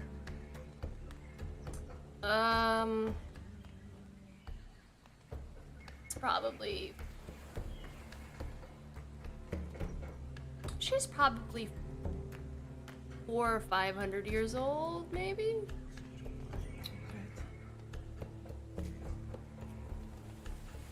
Oliver and the other people that you traveled with, the members of your party, they are all dead. Yeah? Yes. And what you set out to do with this party, it has been done. When you say that, you mean with the party that she was with, right? Yes.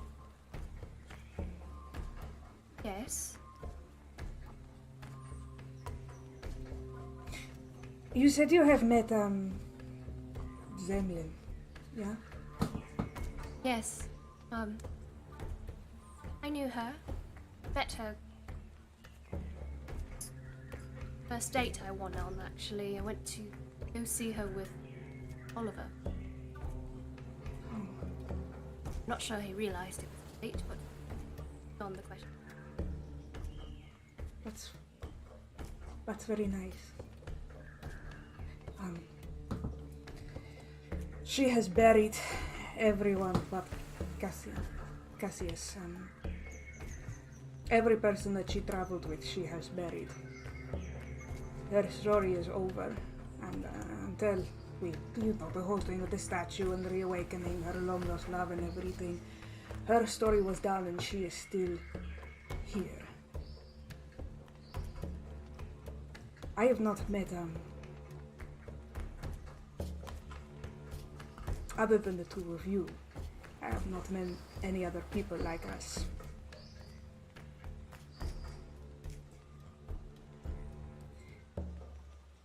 With your friends dead, and your story completed, why do you want to stay?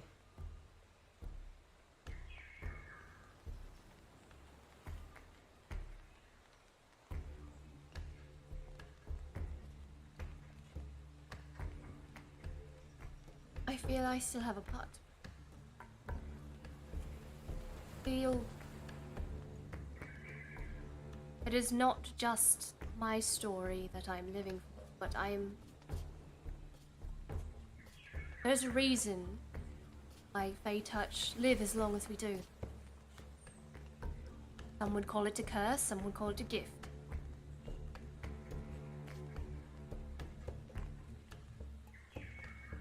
In ways, I feel I am a coward. I am afraid of death. I will not lie about that. It is the truth. I am terrified of it.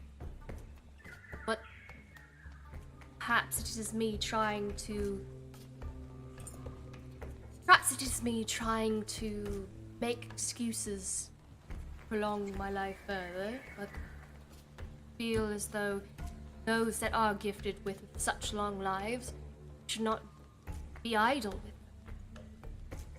Even though most who do live so long they are all about being frivolous and enjoying the nectar of life, its luxury, but it is not why I wish to stay, because if a human only has 70 years to live, say, there's not much that they can do with those 70. They will do everything it is in them to live those 70 years to those fullest and impact and touch so many lives. Imagine how many lives our kind could touch if we would just apply ourselves. And that is what... No, not many. That's what I want to do. I want to write books on the stories of people who have absolutely no voice. I want to help those who have no voice. I want to be the person Ermir saw in me. He gave me a second chance. Was his second chance. I didn't deserve it. Didn't deserve a single day forward. There's a reason he gave me a second chance. And I don't want there to ever be a single regret in his mind in that afterlife of his. He chose to take it. Remblace teaches us that there is never a reason for anything. That no life is worth more than any others, no matter how short or how long. That all things are as equal and as pointless as they can be under his eye.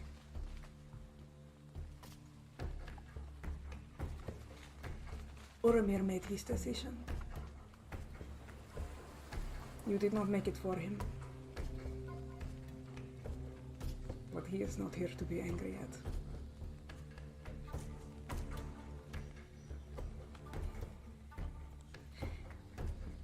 I am not afraid of death. And I think, I want to repeat the invitation. I believe we will be going to La Cambria soon. And we will be holding I don't know what it will look like, but a remembrance of the people of the Undercity. And those are exactly the people that you meant to write about, yes? Yes.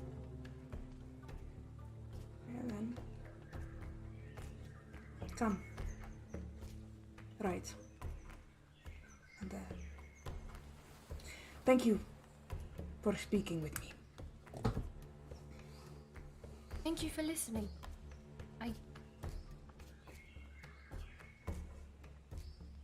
My gift is honesty. Even though I maybe it is worse.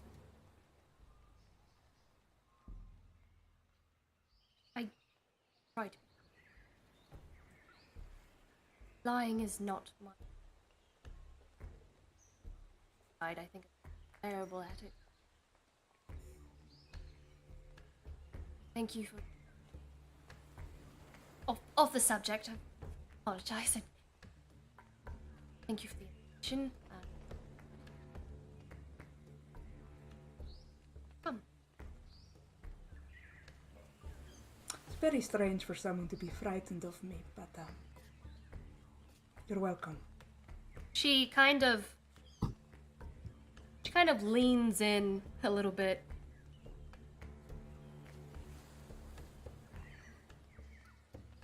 You made me uncomfortable before. Oh yes, very much on purpose. I wasn't frightened. I do not know why, but I do sense it. But not that it means anything or matters, but whatever it is, be careful. Thank you. With your passive insight, you would get. She doesn't. She can essentially what she's telling you. She can sense some sort of dark energy that wasn't there before the last time she saw you. Yeah, Esperise goes from, gently saying goodbye to thank you very much. I will see you in the Cambria, and leaving the room. Real quick, let me thank. So we were in the middle of some intense roleplay. Thank you so much, raiders. We got a raid from Goblets and Warlocks. Thank you so much for the raid.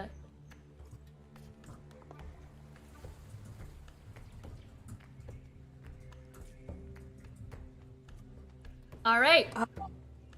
Esperise later today is going to talk to Luden, but that's not going to happen while they're out there training, so she'll just hang out where everybody else is for now. Are we all just training on the court? How is Swoley doing? Preya's brought Swoley out to where, if not everyone, where at least the training is happening. Just let him go hog wild. She's like introduced him to all the party. Oh, how do you introduce Swoley to the party? She'll just stumble outside and like, Hemiret gave us a gift, and like it's like a giant claymore. She's like, his name is Swoley.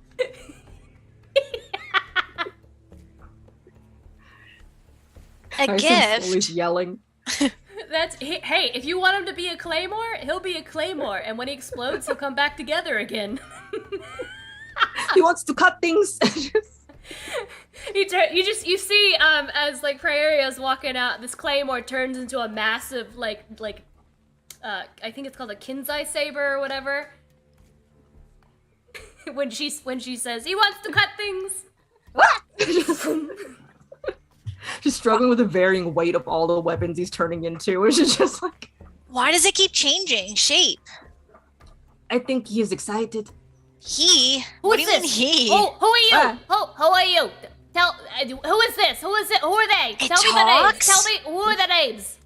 This is Finn. This is Finn. This is the fiddle-eye. Oh, you're the bloodthirsty one that Prey told me about. I know just the thing for you. He turns into the largest, two-handed axe you've ever seen, and it just goes, it's so heavy. You can't even pick it up, Prey Arya. Come on. God, pick me up.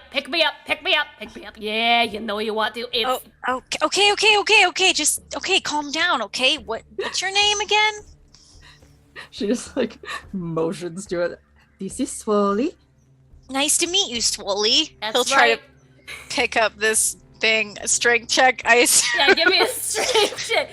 My name is Swoley. Silly weapon of lovable lashings. I haven't thought of anything for the Y, but me and Prey, we have been thinking about what the Y could stand for. So Yeah. Well, why doesn't it stand for 17? 17? Yeah. This is really, really heavy. You use all your might. You are able to just very, very quickly pull him up out of the sand and then drop him back in. Swoley, do you want to maybe turn into something a little lighter, please? Oh, what do you want me to turn into? Just say He's it. gonna I'll do look it at now. Luden. Luden, do you have any ideas? Don't even. No, yeah. This is your friend. Swoley, beat Finn. Finn is the bloodthirsty. Oh, and who Hang are out you? with Who are Finn. you? What do you want me to be? Do you want me to be I something am- too? I think you are perfect the way you are, Swoley. I don't think we'd even. I couldn't even use you. What's this reputation I'm getting? This is Luden. He loves archery. Oh boy, do I have something really cool. Turns into a massive longbow. Whoa, look, and Luden! It's just kind of glowing this kind of purple color. Luden, do you want to try? No. Touch it! No. Touch him! No, Touch him! no. Touch him! Touch Touch me! him! Touch me! Touch him! me! Touch Pick me him! up! I think Finn needs you. You could hang out with him, and I don't think we get along. But I like quiet weapons. I'm a lame guy. Lame. It's I'm true. lame, Swoley, Luden. can you whisper and talk at the same time? Oh yeah, I could whisper really low so I nobody can't can hear even. me. I can't even deal with whispering. You know, I'm a sneaky guy. So your battle cries can only be heard if you go with Finn or Praeria. Let's try shooting you. I'll try shooting him. Okay. You get a +3 to Okay. your attack roll. Atop it, or is it just +3 in general? It would be the same as a +3 bow. Okay. 22. 22? What are you aiming at? Good question. The drink in Prey's hand. Luden, put an apple on your head. No, Rita. Whoa. Oh, I'll just aim at the arrow that Luden pierced into mine. You More hugging. You shoot the arrow at Ludin's arrow, splits it in two, and then as the arrow hits, there's just like a small little explosion, like boom. Yay! We did it, Swoley! That's what the Y should That's stand right. for. Yay! No? What do you think, Brayaria? You like the Y? Yay? Does that sound good? Yeah. I can't see what you're doing. She's pouring more alcohol. I was like, if you like, I love. Yes, good. That's our battle cry. Yay! I bet Samson would really like you too. Yeah, where the fuck is Samson?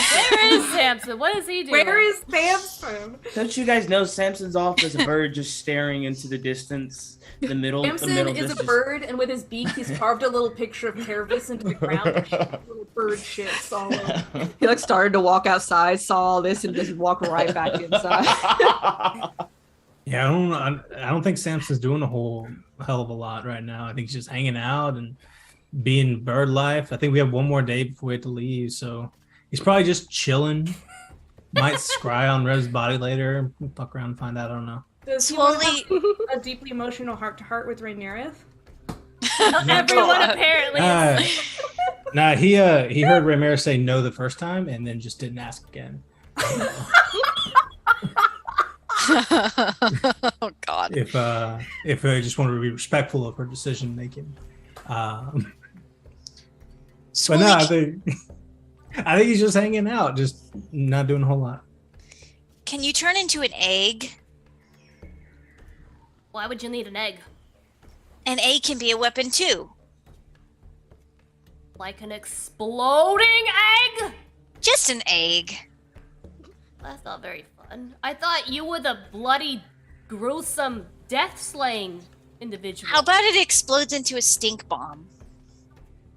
Like that. I like that a lot. I could do that. I'm gonna find Samson's window and throw it at it. Okay. How dare you try to do nothing and just sit around and relax? Yeah, it's like I guess I'll just not. We gotta see if we can bring Samson out here. You gotta meet him too. He's the last of our friends. All right. You know where Samson's room is, and this. I imagine it's probably on the second floor. Chuck. Roll to hit. Okay, is this an unarmed strike? This would be like a Improvised weapon is your strength. With the +3, since it's this guy, are you proficient with improvised weapons? Probably not. Doubtful. But I can't get a +3 anyway. You know, you could just use your sling.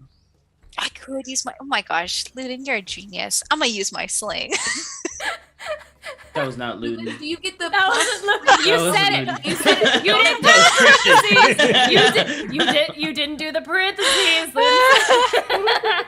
That wasn't Ludin. That was 100%. Ludin's been He does silent. not. He's just like, I can't believe that we are now having the most talkative member get the most talkative weapon. We're the silent. This totally makes sense. Like it's about to be like we were really good at being like the strong broody types. Now everybody was almost there. Ludin is mourning that group stealth roll. I asked if he could- excited when you dyed your hair dark and got piercings. He was like, Finn's almost there. And then Finn was still going, hey! He's like, all right, not quite there. Okay, sling. Here we go. With the +3 from the egg. Yeah. And a plus from proficiency, so a +6 from proficiency too, so +9. What? +9? Plus your Oh my- dexterity, so Oh my whatever that is. god. Wait, Whatever what? you rolled, plus your dex, plus your proficiency, Plus +3. But if you rolled with your sling, you're just adding the +3. 24, 25, 26, 27! Yeah, you're fine. Samson, what are you doing in your room right now? I guess I'm just upstairs in I don't know, probably growing some weed or something. I don't know. Like, Is your window open? Of course it is. It goes Why, right. I love the outdoors. Why would I be afraid in this moment? It goes through. You just hear it just and just this noxious gas just begins to emit like one of those smoke bombs. This green noxious gas just begins to fill the room. It smells like putrid, just rotting farts. Samson! I run over, I grab it, and I throw it out the other window into the ocean. To get and then I start using start trying to wave the smoke out of my room. Samson! You watch as the stink bomb shoots across.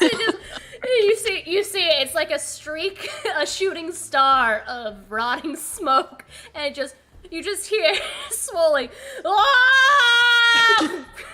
into the water. No, Swoley! Samson! Luden will.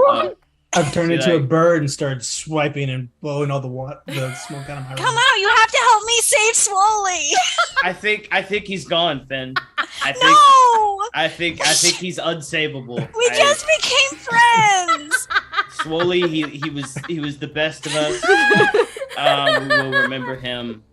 No, I'm gonna go find him. And Finn's gonna run towards the beach. When I hear Finn's calls, I will fly down and be like, "What the fuck? You don't want to know, bro. What's happening? Samson, you have to help me find Swoley. Come on, you can turn into a dolphin. Let's Who go. the fuck is Swoley? Who is Swoley? He's not somebody we need. It's the silly weapon of lovable lashings. Yay! We don't need that. He was a gift from Ramirez. Samson, you killed him. It's okay. No, you didn't. I'm sure he'll come back. He's alive. This weapon, this power is too great in Finn's hands. I agree with Luden.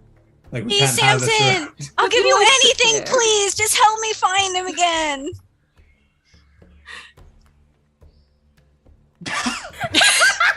I don't even know what he looks like. We'll never be happy ever again unless we find him. He can be anything. He looks like He the could stink be- bomb that falls in your room. He looks like this thing. I'm putting some pieces together now. Starting to think that maybe there was a stink bomb in my room, Finala. No, that wasn't me. It was Swoley. I'm starting to think you can find your own goddamn Swoley. Yay! Please. Please, it's my new friend. All right. But I said, don't your friends. You have so few of them. I don't have so many left, so we have to find him. He's the only friend who doesn't use me like the rest of you. I use him, and it's a good change. God damn it. Luden contemplates on casting locate object, and then doesn't. He goes. Please, if you turn into a pufferfish or something, maybe we can find him. No, If not- no. These are the consequences of your own actions, Finn. I will cast locate object, and then I'll say, it's that way, and I'll point the wrong direction. Go get it. That's not even the direction of the ocean. I can concur. I think he flew that way. I think he turned into a boomerang halfway through. Yeah. And then it just I saw it. It was must have. You know. Okay, I'll go look over there then. All right. He's gonna like frantically run over and start just like, Swoley! Swoley! You did the right thing, Samson. Thank you. I mean, is it true? Is it a weapon that can change shapes? Is that a real thing? It talks though. A Yes. lot and screams. Mirith made it when she was very young and bad at magic, but she became good at magic and slowly talks a lot. But yes, he can be anything. Oh, that's Feels very, very cool, strong. actually. So it's like, what are the trade-offs? Oh, He's no, I think- he's not gonna jeopardize you on stealth. It's just a fun mechanic, okay? I Oh wanna point no, that out. no, you're good. You're good. Wait. don't We want it. understand. Luden just We get it. hates fun. Finalai is the one who wants friends. It's perfect for. I do want to point out though, when I said you should give it to Finalai, Danny, not Finn. Danny went. Why should I? was like, oh god, now I have to do this. I'll let him look. I'll let him look around for like 3 to 8 hours. Oh, Jesus. Then we'll 3 go to find him. 8? Okay. Well, he's Somewhere not in that coming range. back. He's just staying where he's at. Like, they'll get me. They'll find me. He gets eaten by fish. Staking up the water. Oh, what? My friends would never leave me. And with that, I think I will go take a nap because that was a lot. And I'm done. With that, we'll take our break. We're gonna take our break real quick. And we'll see what happens when we get back. Will Swoley be recovered? Will he be left at the bottom of the sea? We've had Swoley for 45 minutes. Total. Ramir's like, where's my gift I gave you? I know you trusted us. He's a magical sword. He does do more than just +3. But other than that, Does he swim? he doesn't swim. My god. Well, he can't swimmy. He can't swim. But he doesn't need to breathe either. He's not a real person. He's not a real boy. It's pretty offensive, Deanna. Cynthia isn't real, then Swoley isn't real either. What's that Swoley if he'll take on the curse? Sentient. I mean, He has everything to live for, though. He's ready to fight. He's not going out. I mean, The ultimate fight against death. We will see. What do you do if he wins? What will you do? Oh my god. We will see you all after our break. Lamentium, Floortide. These Zodiac-inspired powers and more await you in Stargazer's Guide to Aurora. Available on DriveThru RPG. Destiny is calling, adventurer. Look unto the heavens. Your story is in the stars. Well, hello there. Of course you came to the grand dwarven city of Digbrand to see me. Ma Belle Pebblegrit, tale extraordinaire to kings, queens, heroes, and legends. Have you gazed upon my latest masterpieces? Yes, this one for you. Don't you see how it calls to you, speaks your name? You are gorgeous, darling. The colors, the line work, the gods weep in the presence of your beauty.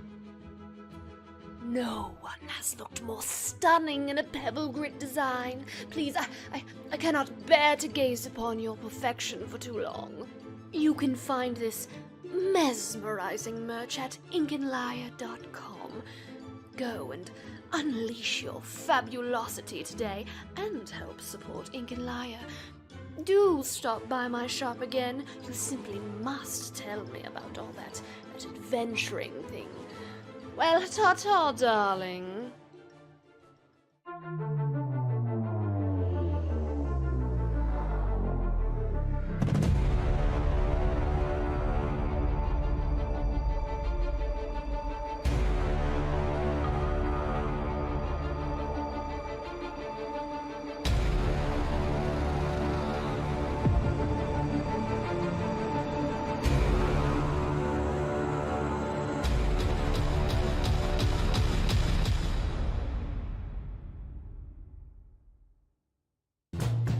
From the pocket to the table in seconds. Never forget your 1020 at home. Only at mitheраlarmory.com. Extra, read all about it! What's that you've got there, mister? Why, this right here is 9 Realms Gaming. 9 Realms Gaming? That's right, top-notch gaming accessories made from some of the finest woods this side of the city has to offer. We got your dice vaults, we got your dice towers, dice trays, hero vaults, you name it. Oh my! Careful now, don't swoon into traffic. You can mosey on down to their website now. Use exclusive partner code LYRE10 to get 10% off your purchase. What was that code again? That's LYRE10.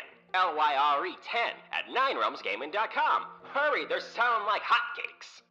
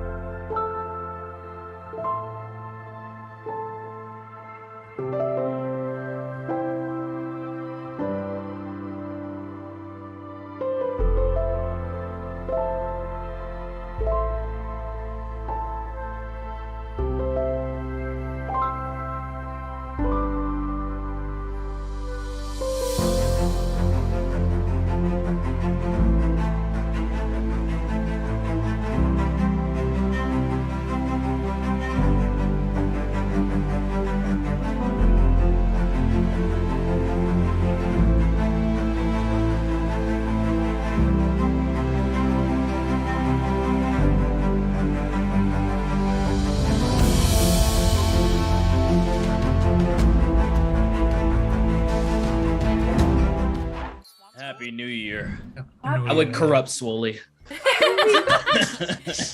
We're talking about Swoley in the back end here. Oh my god, next campaign it's Swoley, Cynthia, and Paddington Bear. What's his name? Mr. Pork Pie. Cynthia. Mr. Pork Pie. Traveling together. Just traveling together. So where we at? Coming. What? Well, I have a thing that I want to do. As I'm sure at some point, or we go about our days and separate, and Finn continues to look for Swoley. I think I'm gonna go up to like the ramparts of the castle here and just watch Finn explore for a little while, and then digging at sand. Yeah, I'm gonna watch Finn do that for a little while, searching for Swoley, and I want to make a phone call.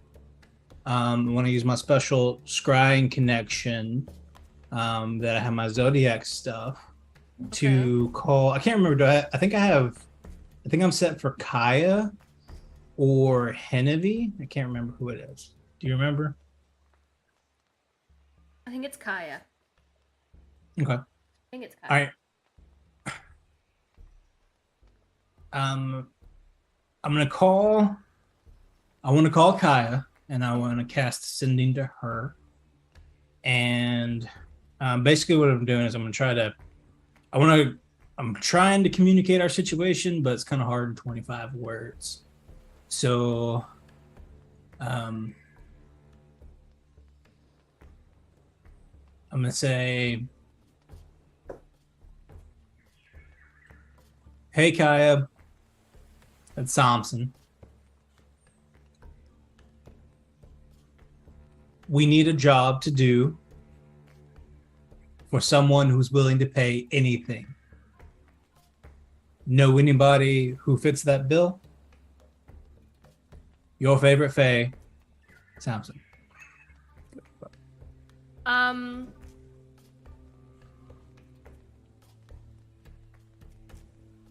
Takes a minute for a response, obviously, because she knows she only has 25 words. And she responds back.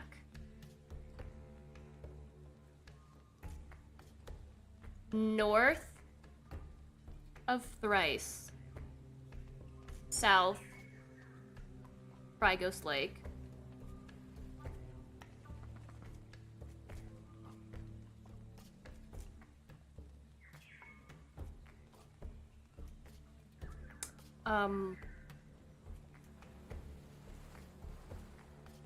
Fled Lacambria.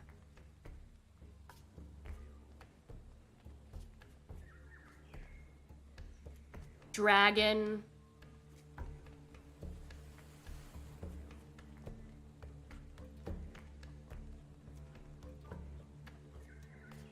Rules them.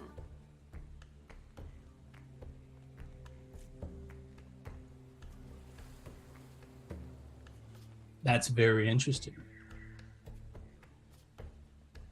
I'm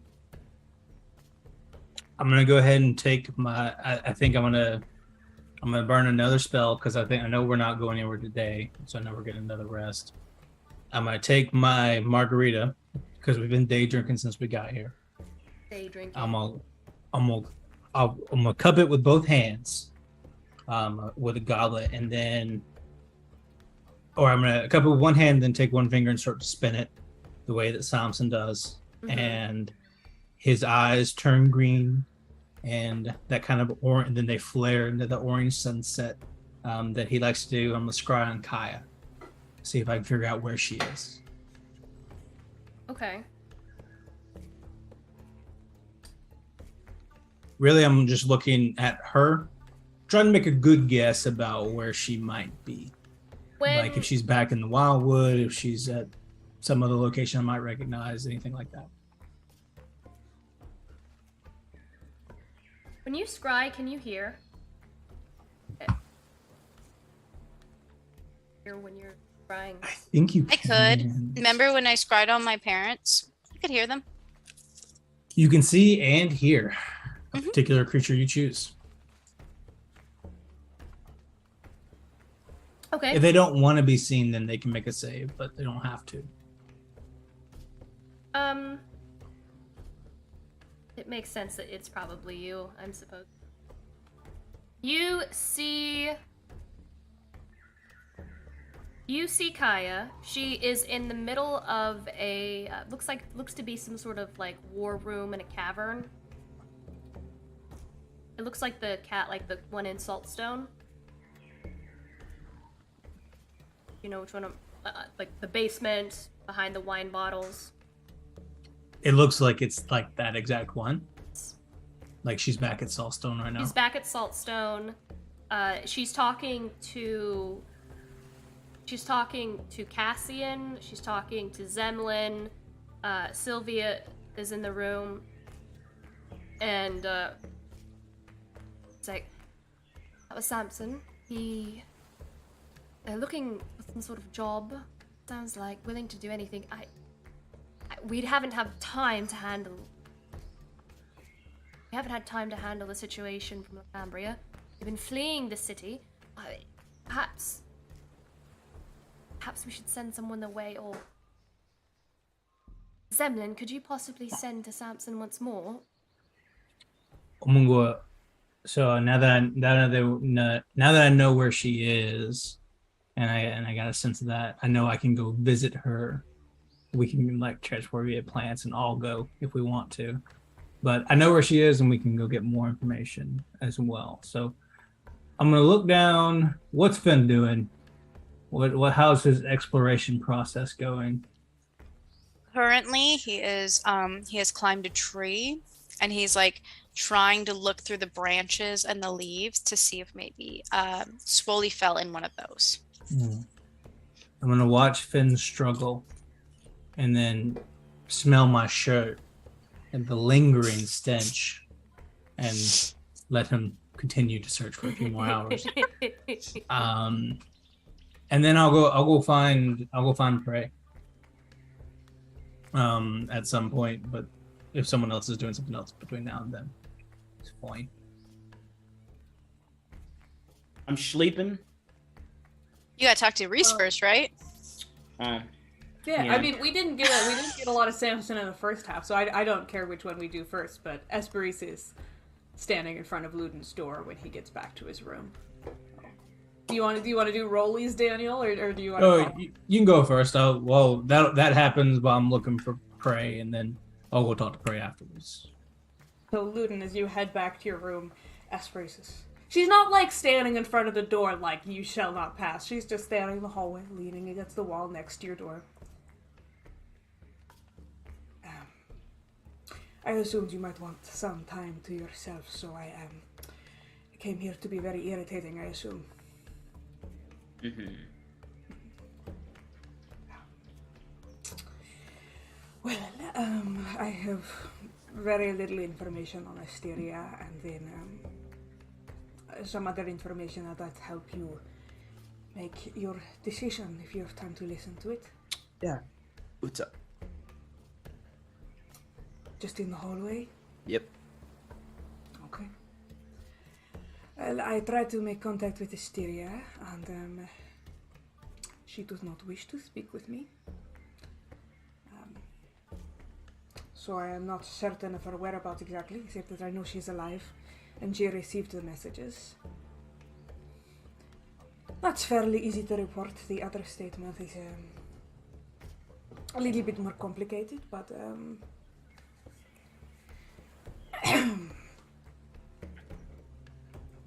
well, I know that we are not as eye to eye as we might have used to be, but I am consistent, and I am a person of my word, and I am ready to do what I said I would do. Which is?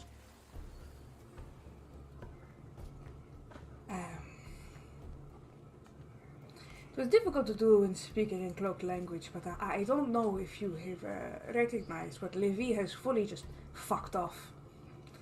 He has disappeared, and I don't think he's listening anymore, so I suppose I can say whatever. If you remember the conversation that I had with you when I promised that I would help you, you know it. Whatever you wanted to do, your own plans and your own goals, and I made a promise to you that I would look after your family. That is not a promise that I made lightly, and I do mean to do it. So, I am in no way trying to push myself to the top of the list, or be your first choice, but I want you to know that I am willing if it is necessary.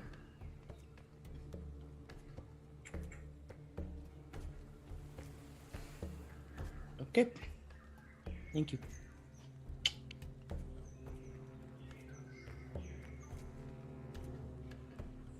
Do you know what you want to do?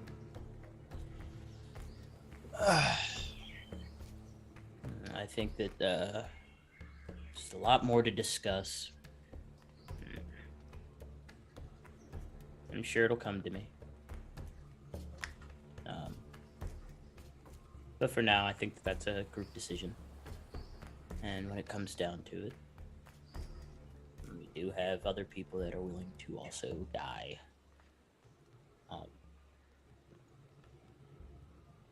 So yeah. You have other people. Well, they don't know they're willing yet, but they will die. I mean, we have plenty of enemies. At least two. At least. But is that it?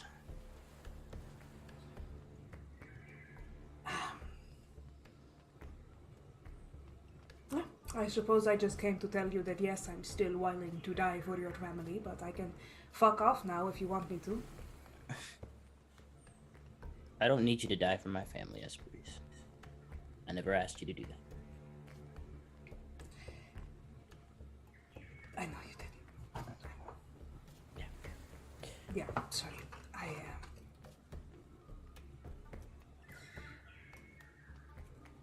I think I'm very angry with you, and it has nothing to do with you. Does that make sense? Nope. Not one bit.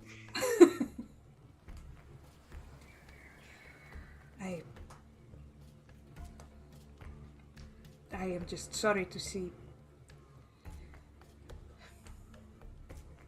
I hope that finding your brother and your father will help.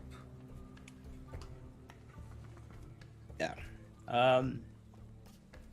I think it will help me. I don't know if it'll help us. I don't know if we'll ever have our thing again. But that's a whole nother conversation for another time. Yeah. Regardless, thank you for the information. We'll take it into account. I'll share it with the others. And we'll figure out what we'll do. Probably definitely want to figure out what you want to do with Osteria, though. Because with our luck, she will probably come from the shadows. And on the battlefield, it's really hard to have conversations. I will, I'm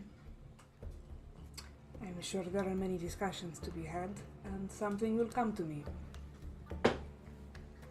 Okie dokie. I'm gonna go take a nap now. Okay. Yeah. See you later. The wisdom save us. Excuse me? Yes, make a wisdom save. Okay.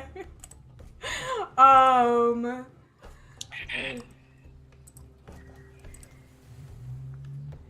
wisdom saves. Okay, so that's a 4 plus 3. That's a 7 total. Okay. Carry on. All right. Cool. Uh-oh. Cool. I bet. Why don't you go talk to Finn next, so that whoever's peeping in can go look at their next target.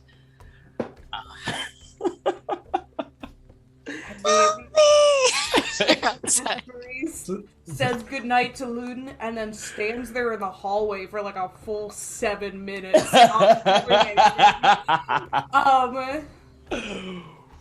It's so much easier to talk to Finn because Finn wants to have a relationship with you. Okay. Esprit stands in the hallway feeling like hot garbage for probably not a full 7 minutes, but it is a little bit of time. I don't think she has a plan of what she's going to do next. What time of day is it? I mean, I'm assuming I guess I don't know if I'm being scryed on.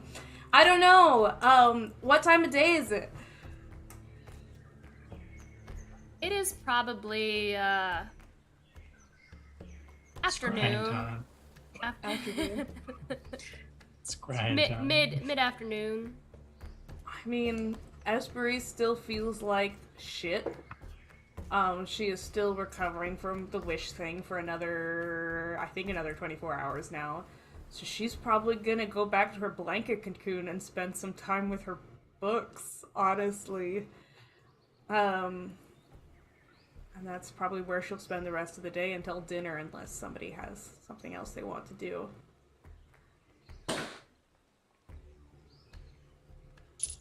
I'd like... Good. No, I was just gonna go find Prey. But if you got something. Go ahead. Oh, okay. In that case, I'm gonna go find Prey Aria.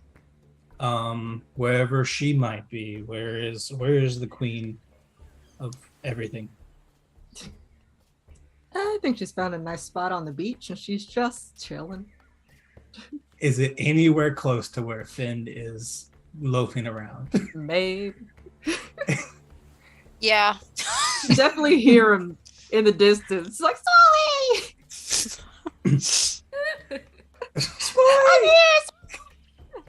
What is? Please tell me. What do we hear anything more outside of that? Like, I'm so sorry. I'll find you.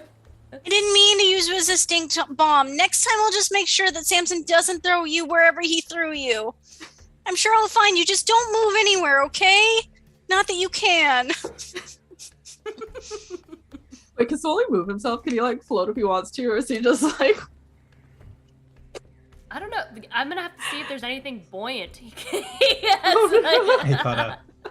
caught a riptide, turned into a staff, and now he's 100 yards out to sea. I'm gonna come up to Praeria, who is having a lovely time on the beach. It sounds like, and I'll bring more margaritas if that's what's required on our beach day. I'm gonna say, "Hey, Praeria, how's it going? Hello. I have a confession I need to tell you about." Oh. Yeah. Okay. I actually know where Swoley is, and I gave Finn bad directions. He has been looking for hours. I am under the impression that he tried to cause me physical harm and pain, so I think he deserves this. What do you think? You know, Finn doesn't. Pain is just funny, haha joke. Yeah, I guess so. I don't know where I'm from. That's not super funny, but it's not that important. I had something more. I'm gonna plop down. I'm gonna use molder to make myself a chair, like one of those sandcastle chairs, you know, in this loose dirt. So I have and then I'll make it like a little recliner, so my feet are up. I'm saying, so, I got something I got to run by you, because it's I got an idea. Plan. You cannot run if you are sitting. I know. That was poor choice of words. I got something I got to sit by you. Okay. Yeah. She's fine with this now. She's just drinking. So this makes sense. No, it makes sense. So I got something I got to sit by you. Because I think I got a lead about some way we could probably get somebody to help out Luden's dad. Yeah. So Someone who has nothing left, as Ramirez said. Yeah, well, kind of. I wasn't necessarily thinking about somebody who has nothing left. I was thinking about more like someone who might lose everything, right? They have some large consequence coming up. So, somebody who needed something done. So I called up to Kaya, and I asked her if she knew anybody that had an impossible task that needed to be done. Somebody, or I asked her if she knew anyone who had a task that they'd be willing to pay anything to get done. That they would die for. No, I didn't ask that. I asked if they'd pay anything. Is not same thing? Is not same thing. It Yeah. sounds like same thing. You know what? If you can pay with your life, then it is the same thing. But if your life is, if you have nothing, if you have your life, then it's a whole different philosophical thing. Anyway, I'm of two minds. I think that our cause is just, and what we need to get done is important for the world at large and everything going on. But also, I don't necessarily want to take advantage of someone's desperation, you know. That makes sense. Yeah, well, I thought you were kind of good at these sorts of things. You know, like, it's kind of your deal. It's who you are. No. We are the same in this way. It doesn't matter if it could be us. If we could do the horrible thing for someone else, then it's not a question. We're not so good at making other people do the horrible thing. No, we're not. I just wonder. Is it right to ask this kind of? Our price is going to be steep.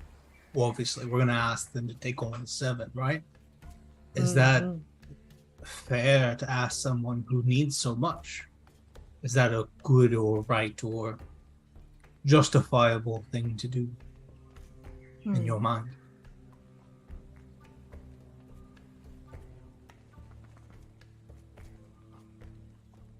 I want to say no. But everything and everyone is complicated. I suppose it would...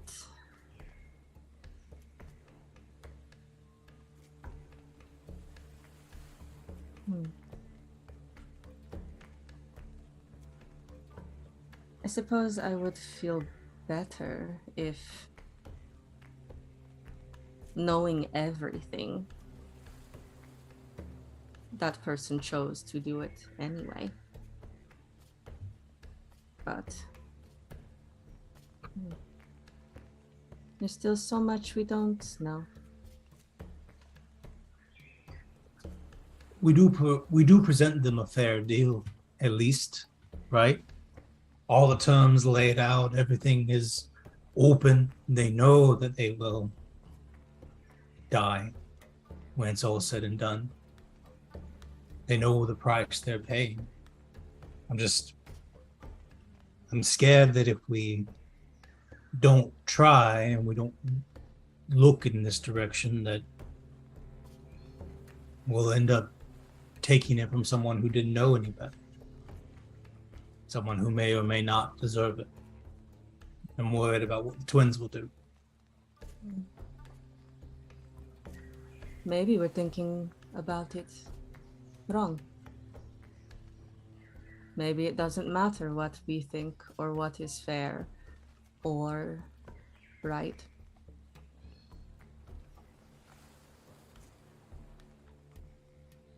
What we're doing is important.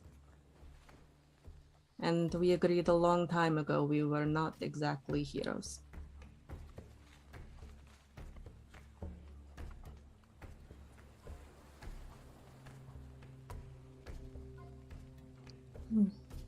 So we should maybe tell them, or tell the rest of them, Finn and Esperis and Luden. At least present the option.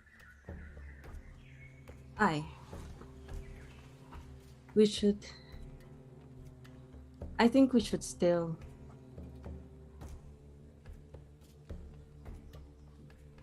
do what we can, but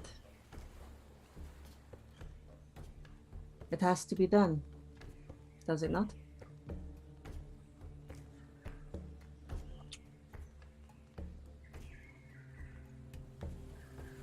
I think back to all my times with back in the wild with Thalen, when we would go recruiting, for lack of a better term. Sometimes you need to raise men and people to join your army, gather swords, and build your strength. And I remember there were times when young people would arrive and they just hadn't lived long enough. They weren't old enough yet. Their heart was there. They wanted to fight, like a young Steve Rogers. They just couldn't do anything. I don't know that person. I know it's hard. Okay. But they want to do the best. And they're heroes in here, but they don't have it here yet. Oh. So maybe there's someone out there that we can do the thing they want to, and they'll make the sacrifice for us. I don't know. Maybe I don't think that makes us heroes, but I think it makes them heroes. And if they want to be a hero but can't do it, I think that's maybe we're giving them opportunity in some way.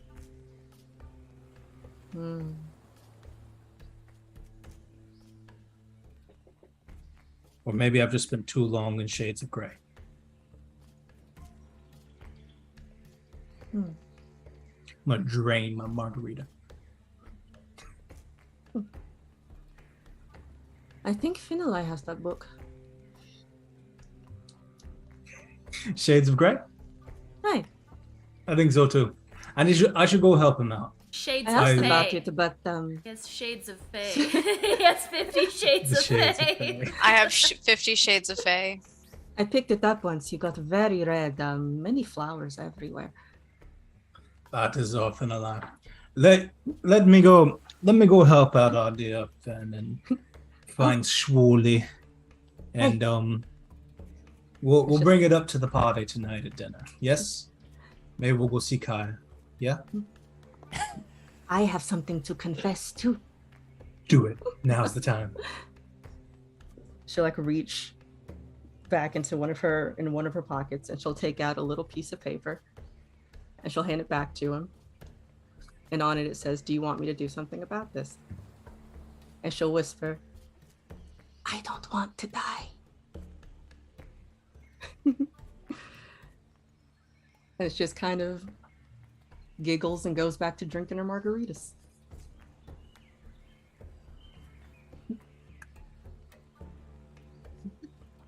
I can fix that.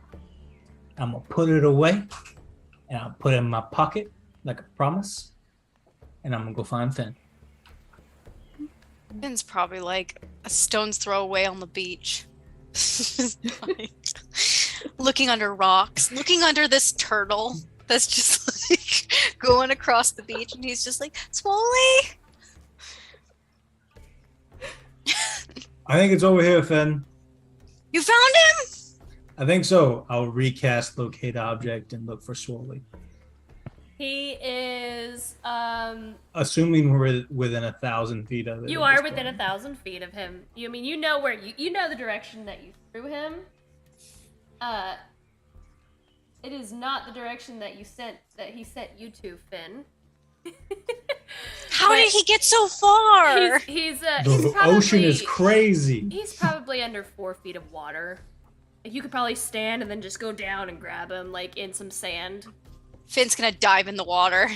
Yeah, look, there he is. He keeps changing between different weapons. Oh, I'm coming for you, Swooly. You go under and you come back up. Probably hits his head because it's so shallow. You probably hit your head a little bit. The salt water. And Finn dies. If you ever swam, Roll for death saves. if you've ever swam in the ocean when you're fairly close to the shore and like the tide and the waves are coming in, the kind of salt water kind of goes up your nose and burns the back of your throat as you go down. You grab something metallic and you pull it up. It's a ladle. Then it changes into. You just hear.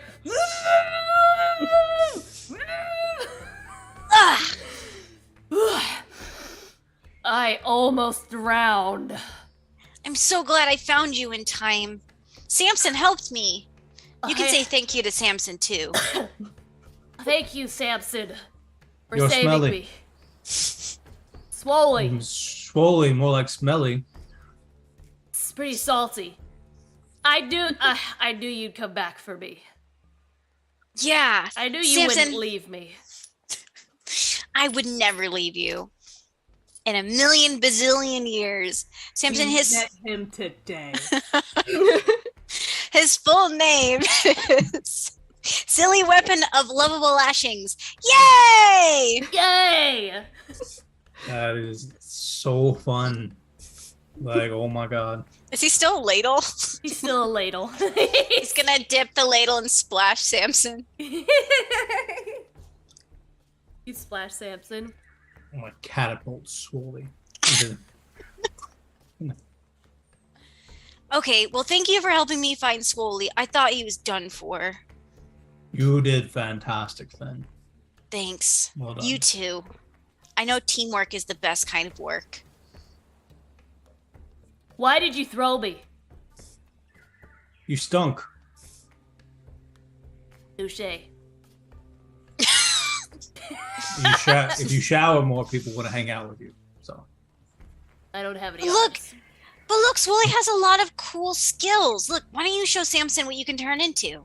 He turns into a shepherd's crook and then a hand-throwing axe, like, and then he changes into a what looks like an antenna.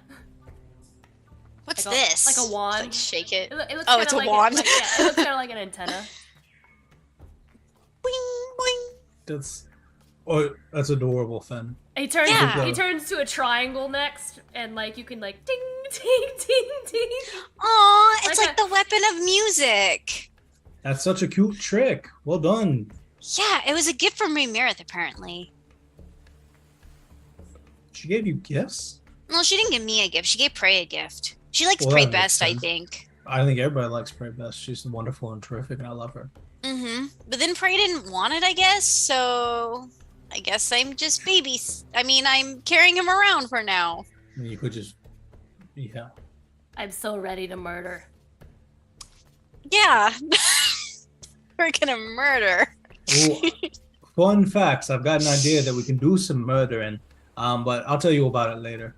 Do you want a margarita, Swoley? Yeah. Oh Yes, oh. I would and love Finn. one. And Finn, you can also have one. He Prey- turns into a metallic straw. Oh my god.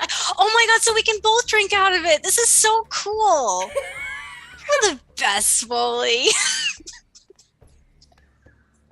And you know what? I'm starting to like Swoley. Why don't we share him? We can like pass him around. I think Swoley could be all the straws. I don't think he's only limited to 2. I think he could be the number of people who are sharing the drink. It's like a communal thing. Yeah. I think he could be like a sextuple straw for all of us. Like one. What if- one straw with 6 heads? A sextuple straw? Yes. Samson. What do you call a 6-sided straw? I don't don't know. A 6-sided straw. Danny paused there for a second. He's like, should I Google this? Ben's just caught on the word sextuple, and he can't get past that. Look, let's just go get margaritas. Let's just go get margaritas. Okay, what if we get like a communal margarita, like a fishbowl? I think we can just use the whole jar. Yeah. Yeah. No, good stuff. You guys head inside. Yeah, I think no. I think we had to go get drinks on the beach with Prey, and then I'm imagining around sunset we gather for dinner. Would that be fair, or does someone else have anything else to do? Nope. I think when Esperise goes back to her room, she's still recovering. She feels like shit in a lot of ways. She's gonna go up to her bed. She's gonna move the book off of it. She's gonna turn some of the eyeballs around. She's gonna kick her bed. I think she's just gonna fully kick her bed and hurt her foot. And she's feeling really weak. And she's just gonna... Have you ever been like, when you were a teenager, did you ever do the thing where you just kind of fell over? And it made you feel better? Just like you just fell onto the bed, face first, into the comforter. And she's gonna roll over onto her back, into her blanket, kind of cocooning up again. And this is the first message she sends to Asteria. It's okay. You didn't answer back then, either. I miss you so much. I've been missing you. And you're still stuck with me. Tough breaks. And she is going to use probably 5 or 6 more uses of sending. Just to complain. Back in the temple, Asteria and her met. Because Esperise believed that she was a statue. And she used to, when the days were long and nothing was working out, and it was so much work to try to pretend that she was something she wasn't, and she felt like such a moron all the time, she would go into that prayer room and sit in front of the statue and just talk. The statue looked so kind and so gentle that there was something comforting about it, even if the statue never responded. And Asteria still not responding. What's Asteria gonna do about it?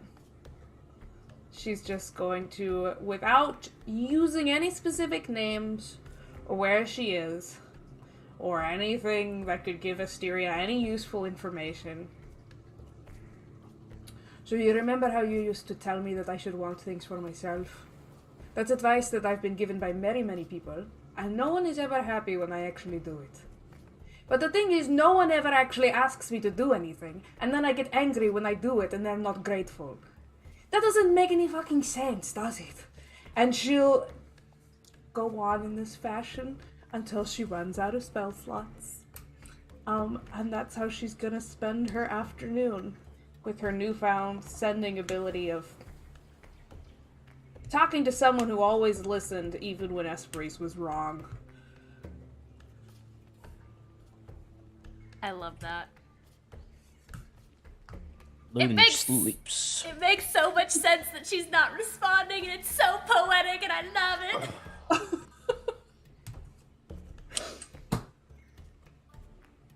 I'm sure at some point Esperise falls asleep too when she has no spell slots and nothing else she can do. Yeah, I guess Luden will wake up around dinner and call one more meeting. Hear he style, and just update everyone, I guess. And then I guess we can all decide on what we want to do. If Esperise is still asleep, he'd just knock on our door and be like, dinner time, and then Plates of clams and delicious razorfin clams and butter. All right, so we've had time to talk today to our various people, I assume. I know Esperise has. So what are we at? Where are we at with everybody's? Did Cyprian come back and talk to us or no? I think he's probably really busy. I didn't receive a response, right? Oh yeah. Yes, he would have. He would have responded to you. Oh my gosh, I'm getting a response right now. Everyone. Essentially, his letter would have been pretty short, but he would have told you. It would have said something like, "Ha! No one knows her real name. She is the first. You'd think she'd tell people like me what her name was." And then I think that was really the only question that you had. You had mentioned, like, what can you tell us about the cult? He would have told you about Zevnik, of course, being the leader of the cult. He would have told you that they are spread throughout in the various cities throughout Aurora. He said that Mother, and there you see a couple drops of blood on the paper there, is putting Micah in charge now. Well, that's offensive. How did Mike get a position over Cyprian if he's been in there for like... You see what I mean? He's a contender. Micah is a contender for the Pearl. Yeah, so apparently Cyprian doesn't really know what her name is, but yeah, Mike is in charge now. And did he say anything specifically about how we're like trying to find somebody? Wait, did I not? I don't think I fully said it because Luden cut me off. You were writing about how your day had been. No, but I did start to say like, oh, we're looking for somebody, and Luden's like, no, don't tell him. Yeah, so Cyprian told me that Zevnik was the leader and the cult is spread throughout the cities, and Mike is in charge now. For whatever reason. That doesn't make sense. Like, Mike is not even that old. Why did she put him in charge? He's a go-getter. We're here with you, Finn. I mean, you know. Pitting sibling against sibling. Pitting sibling against sibling. It's the best guess that something's telling me that. I don't know. I think it's because Cyprian has too good of a heart to be in charge, and she knows that. I don't think that's it. I think it is it. I don't think that's I it. think that's it. All right, so that scratches out Lady Demise's name. Well, I mean, she's still blacklisted. Well, we'd have to go find it, right? So we would have to like probably go to her house and sneak in and like heist up and like find her name written in some old vampire holy Bible or something. She married, maybe she carved her name into a tree or something like that, like Lady Louise loves her husband forever. Yeah. Well, he says that she's the first. So if we're gonna find anything about her, I imagine it'd have to be a really old text. I've heard through my great proficiencies in history, there's a library beneath the Demise household that may hold such information, but obviously that would be well guarded and really difficult to get into. How do you know there's a library beneath there? I read a lot. We just lost the library. You don't know what's going on. Wow. Maybe we could go there sometime. We would have to literally break into their home and like sneak past everything they had and then all the arcane traps to find the histories of the Demise family within this library. That's an option, but if there is a less time-intensive option, we probably want to go for that, yes? So we'll put that one in the corner over here. We got Micah's name already finished. We got, our other two I got something I need to mention. So I gave a call this afternoon over to Kaya. You remember her from the Sparrowhawks. And I asked her if there was anyone she knew of that had a particularly difficult task, one that they would pay anything for. And I got a kind of convoluted response.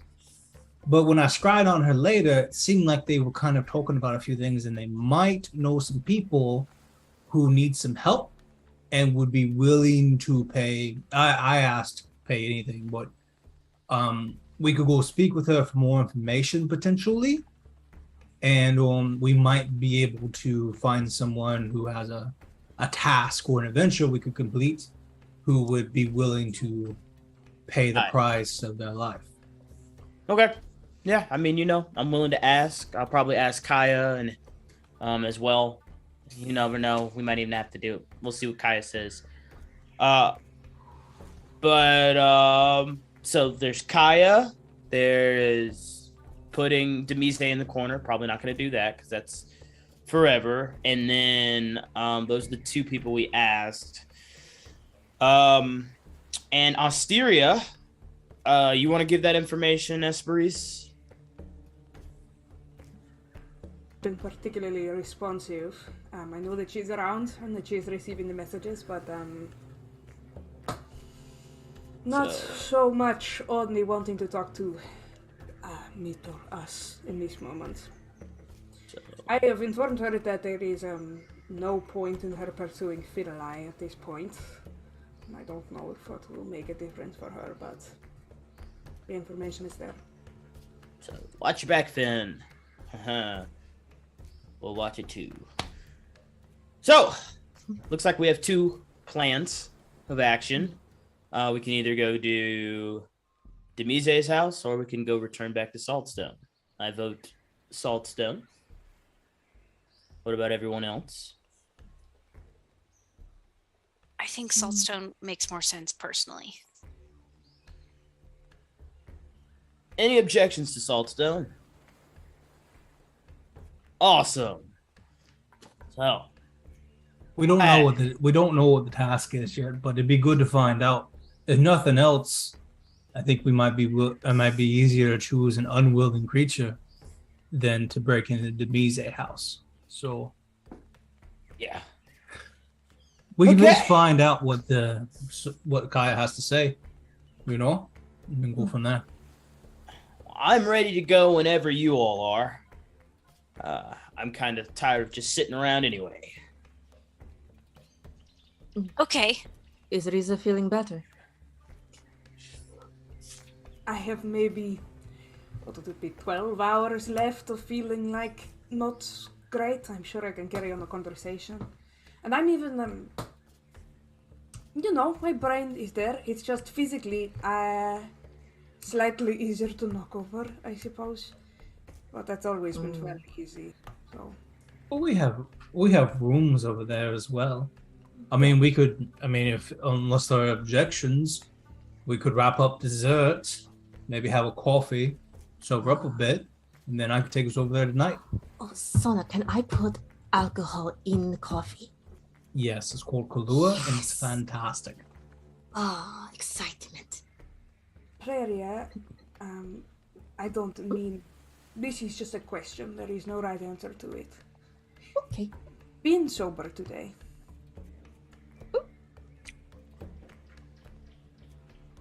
What? Have you been sober? Oh!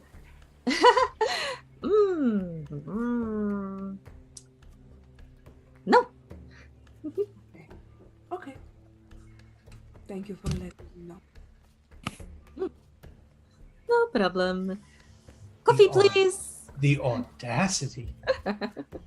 There was no implication in my tone. It's just something we now know as a group. Okay, because I think it's just a vacation thing. And once we, leave here and there's no more beach, it'll be fine. Mm-hmm. The Fen gets in. Anyway, I need to go prepare the tree. Is there anything else that we need from me? I mean, I'm not really that hungry. Let's get to it. Chop, everyone. Right, guys. Oh, you want to help me? You want to help me draw the runes, Lud? Get my spell rune drawing intact. Sure, why not? Let's do it. Come on. Go out with his rusty sword and start drawing treble clefs into a tree. It's fantastic. It's magic. That's what it is. It's magic. It's magical. Do you believe in magic? Can I help too? I don't know if you have the dexterity for it, Finn. There's only two sides of this tree, so I'm working on one side, Luden's kind of working on the other. Okay. It's all good, you know. You can watch. I'll go read instead. The equivalent of watching paint dry in this world. All right, you guys draw your runes and prepare the tree for transport via plants. There is no preparation that No, needs I to be know. done, but we have a great time. We have a great time carving in this tree. Yes. Does Ramirez have any books on vampires? You could go ask her. Did you want to go into her library? Yeah. Make an investigation check. You might as well, right? 18. You would find a rudimentary book on vampires. You also find, while you're in this library, you're the only one in there. She's not in there 24/7. You find looks to be a manuscript or a book that Ray writing. I'm gonna take that too. Yep. You're Just so gonna good! steal a whole manuscript. Yes. Does it look fictional or like when Yes. he reads the title? Oh my god, okay, yes, he's gonna take it. It's, He's gonna look around. The interesting thing is the title has been written and scribbled out a number of times, so there's a whole bunch of scribbles. She hasn't settled on a title. Oh, also, thank you, Gut Punch RP, for the raid. Thank you for the raid. What are the different titles? Is the definition of a scoundrel. Like One is gone but not forgotten, and it says in the corner like too cheesy and cliche, and then that's scratched out. And then another title she has is Amber Eyes, and that's crossed out. And in the corner she just says no. She has another title that says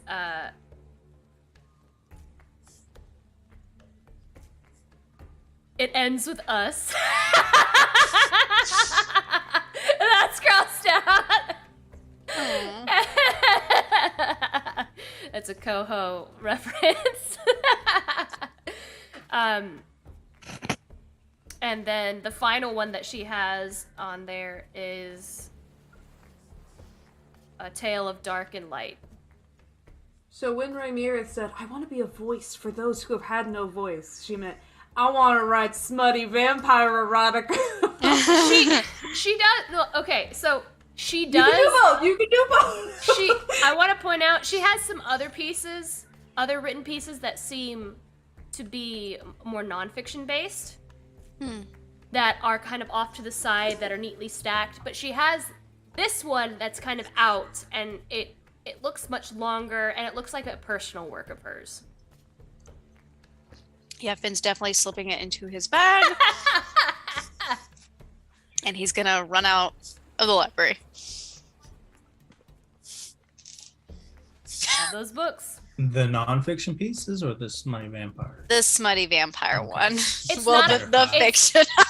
No, Two manuscripts away is The Family Demise, investigations into their personal life and history, and you're like, no! Lame!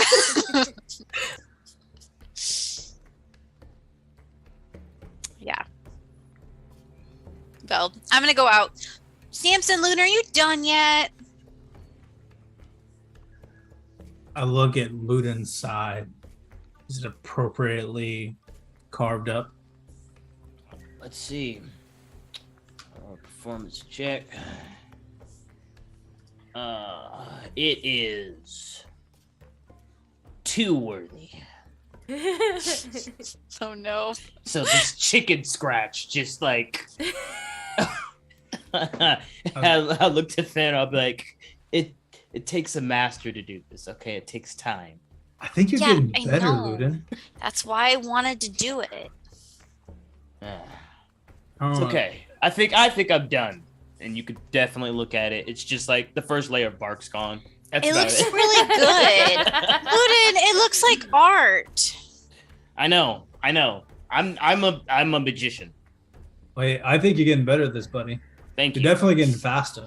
You see, at some point, I'm going to be too dangerous to do this kind of stuff. So, for now, let's go ahead and stop. I think this is good enough. Next time, I don't know. I might transport this whole island.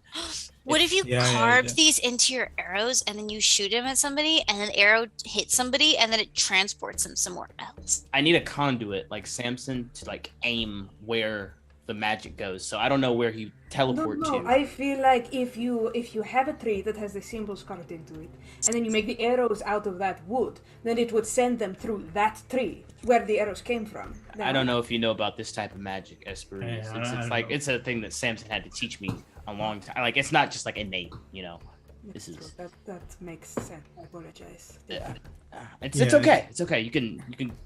He'll teach you. I don't know. I think the theory is really good. I think we'll be very close. There's a very clear like double swift, and then I just touch the tree, nowhere near the glyphs, and just open it up, open it up so that we can all walk through, and then I just usher everyone through. Magic hands. Every just time. walking through every single time. What can I say? You are sent through and brought to Saltstone. Okay. Salty air. Hey, we can watch the sunset again. Isn't that fun? Seems like we're always walking in on the sunset. The funniest part about this whole thing is Snonk is stronger than Esperise right now. And she has no spells. So he could just lay on top of her.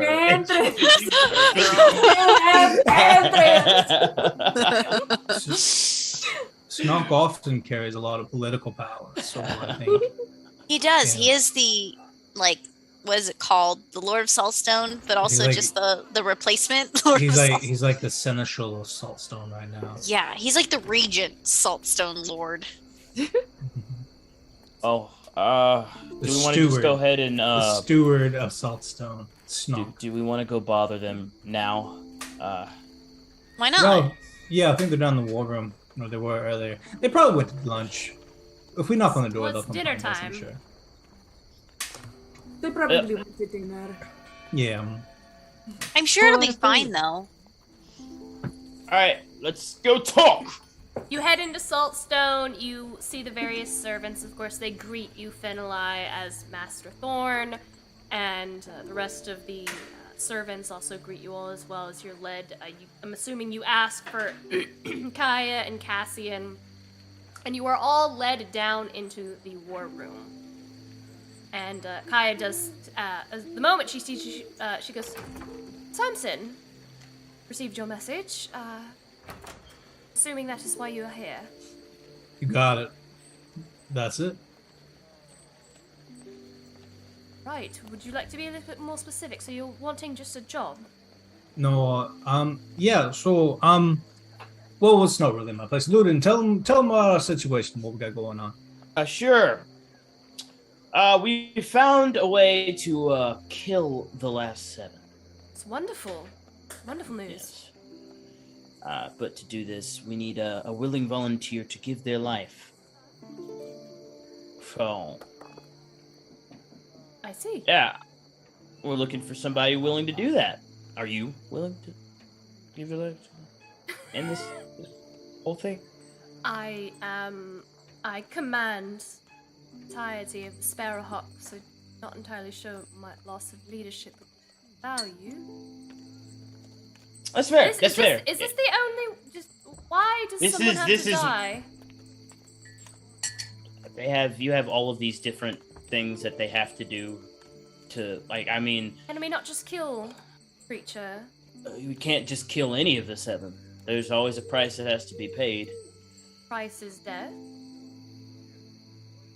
For this one, yes.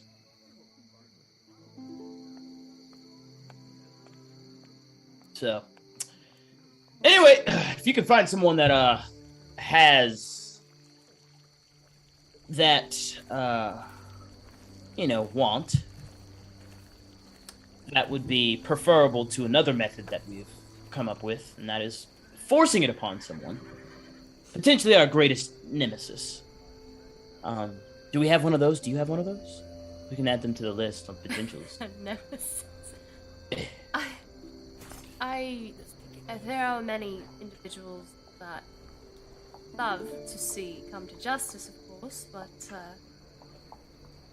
so, you're looking for someone who is willing. What So you're looking for someone willing in order to... Is this some sort of... Quid pro quo. Who... Yes. Something for something. Okay. Well... Yeah, so the nature of this last servant is that it simply needs...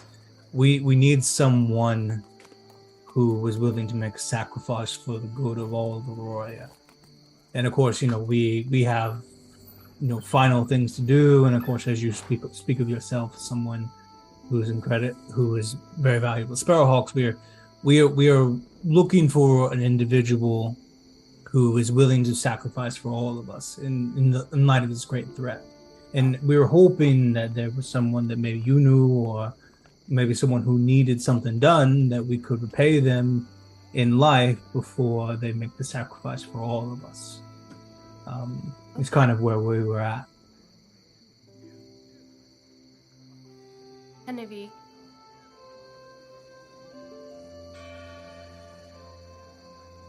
I suppose it wouldn't be terrible. I would get to see my father again.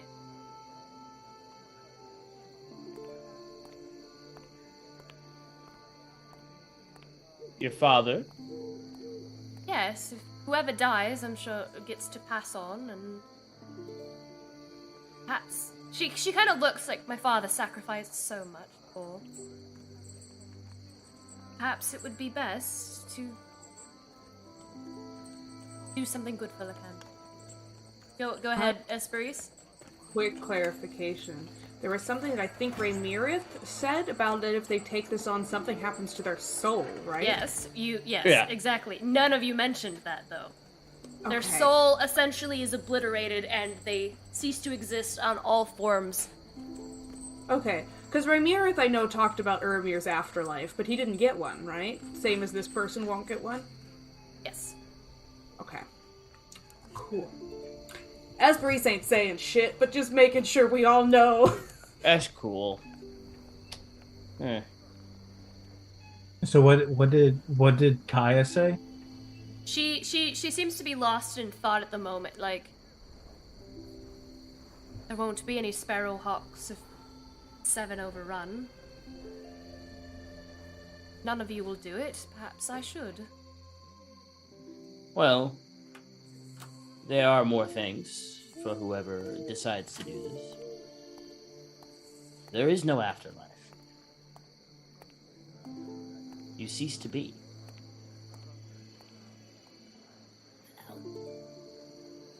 Does complicate things. It does, doesn't it? It's another reason that, there is another option of just killing our greatest enemy, mortal may they be, on any plane. Why wouldn't you do that? It seems that this also comes with its own cost, and that is unknown to us. See. And, This seems is the creator of that cost, is very good with necromantic magics. Older than, the stars themselves. And if my life is any consequence to, what this thing can do, I can only imagine what kind of hell on earth it might release.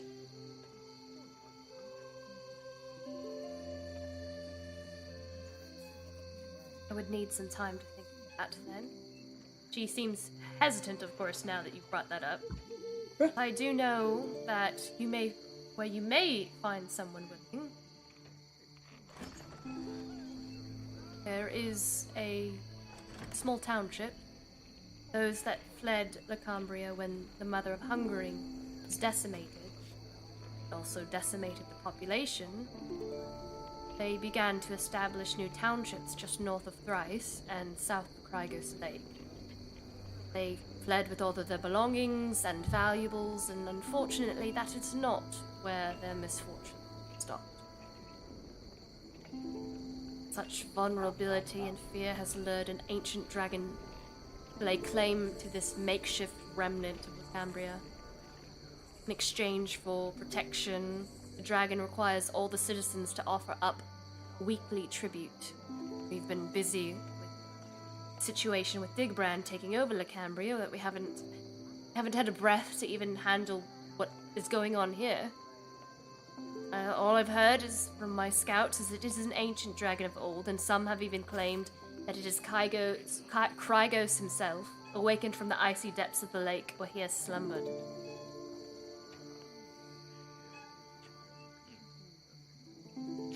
What kind of weekly tribute do they have to give? As I said, they fled with all of their belongings. Everything they own. Most people do take what is most valuable to them, and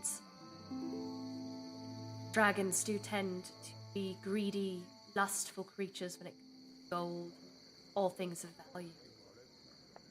Even items that are not necessarily valuable to all, but if it is valuable to the individual, the dragon will lust for it as well. Well, just another terrible thing to add to the list. May find someone in a township there who'll be okay. Who's ready to kill a dragon, I guess? Who is there anyone in charge over there? Someone who's rallying the people or anything like that? There is a leader over in the township. His name is Grayson. Grayson. Okay. I guess we will, He is of half-orc.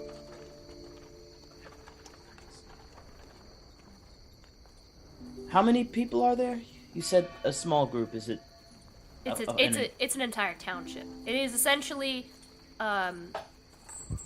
It's refugees, It's right? refugees. It's refugees from Lacambria who fled the city after the Mother of Hungary brought down the entire economy and structure of the entire city. Okay. Social, economic, political, everything. I guess we will decide on what to do. Hennevi will give you...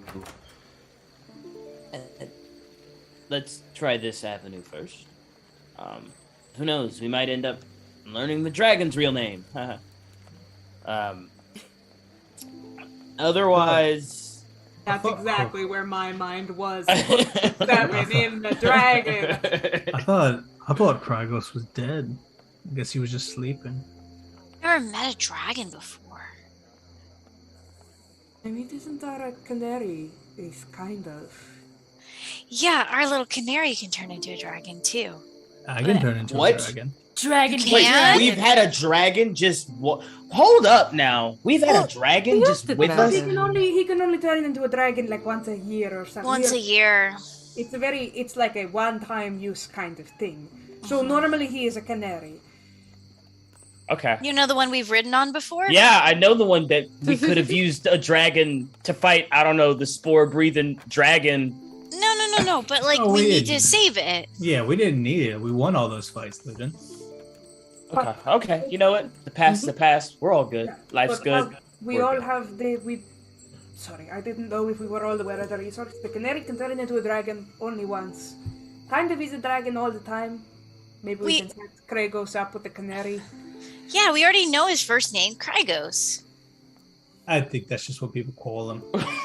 I don't think that's his actual name. I want to slay Like, do you dragon, think- Finn. Like, do you think my name's actually Samson? Like, come on. It's not? We're just learning so many things about people today. Samsus Martis, right? Yeah, that's what people call me. Anyway, I think I speak for everyone when I think. Well, maybe I could be wrong. Maybe I don't speak for everyone, but I feel like we need a Samson moment. speaks for himself when he says. I think that maybe we have lots to think about, you know, with all the information there. So maybe we should sleep on it, and then because we'll be ready to do things tomorrow, we don't have to make a decision right now. Maybe we could decide over breakfast what our next steps are. Yeah. I will vote to go slay a dragon. Just letting you know. Why not? I mean, but do we have? Does that directly?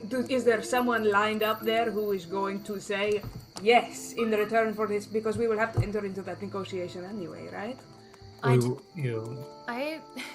The entirety of these people, they are desperate. They are under great oppression. If you are able to free them from Krygos, or whatever dragon has oppressed them, I believe they will do it. Exactly as the twins suggested, yes. Thank you. It's very useful to know. I imagine there's at least one hero among them. And maybe they'll fight against the dragon too. If they had enough inspiration and help.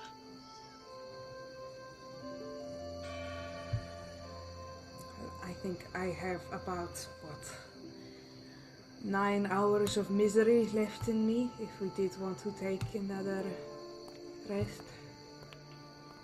Both in the morning, or are we heading out to slay a dragon tonight? It sounds like, well, it does sound like they're near my home. That's at least a 4 days ride from here. Well, We do have Avardo, and I slept earlier today. Loon, I'm pretty drunk. I can drive the Vardo. Hello. And the We get to be in the Fardo again. And the best part about everything is I left so many plants in there. Fiddle-eye, ask if they have a whetstone. I need to make sure I'm up tip-top shape. Kaya, do you have a whetstone? I just talk. It's not worth yeah. it. Don't This introduce is slowly. yourself. Oh my god. With a weapon that can change its shape at will. It needs to be sharpened. Swoley wants to know if you have a whetstone. He'd like to be in tip-top shape. Yes. And if you know, because I take different forms. If I am in a wood-like state, I need to be polished. We need some polish too, please. Give a mouse. No, I heard him. It. Of course, I will have Sylvia. Right. Here, Sylvia, do you want to take Swoley? I have orders. I will just go and I will get your polish and your whetstone and your anything else that is used to clean something. Thank you. And she kind of skitters off. I'm down to drive throughout the night on the first of our mini-day journey.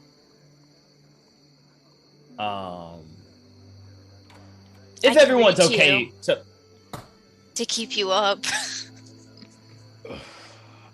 I'm all about silence, you know, so I can hear just in case anybody's going to try and ambush us, Finn. Hey, Swoley can keep you company in the front seats while everyone is asleep. And Swoley can be in the back seat.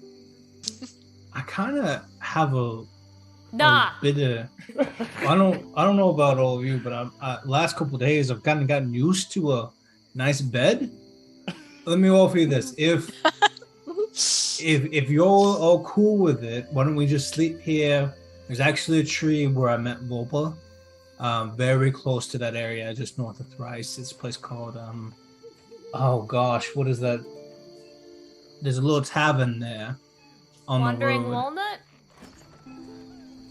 No, I don't remember what it's called. But there's a tree there and a portal that goes to the Feywild. I met Volpa there, and I could take us to there.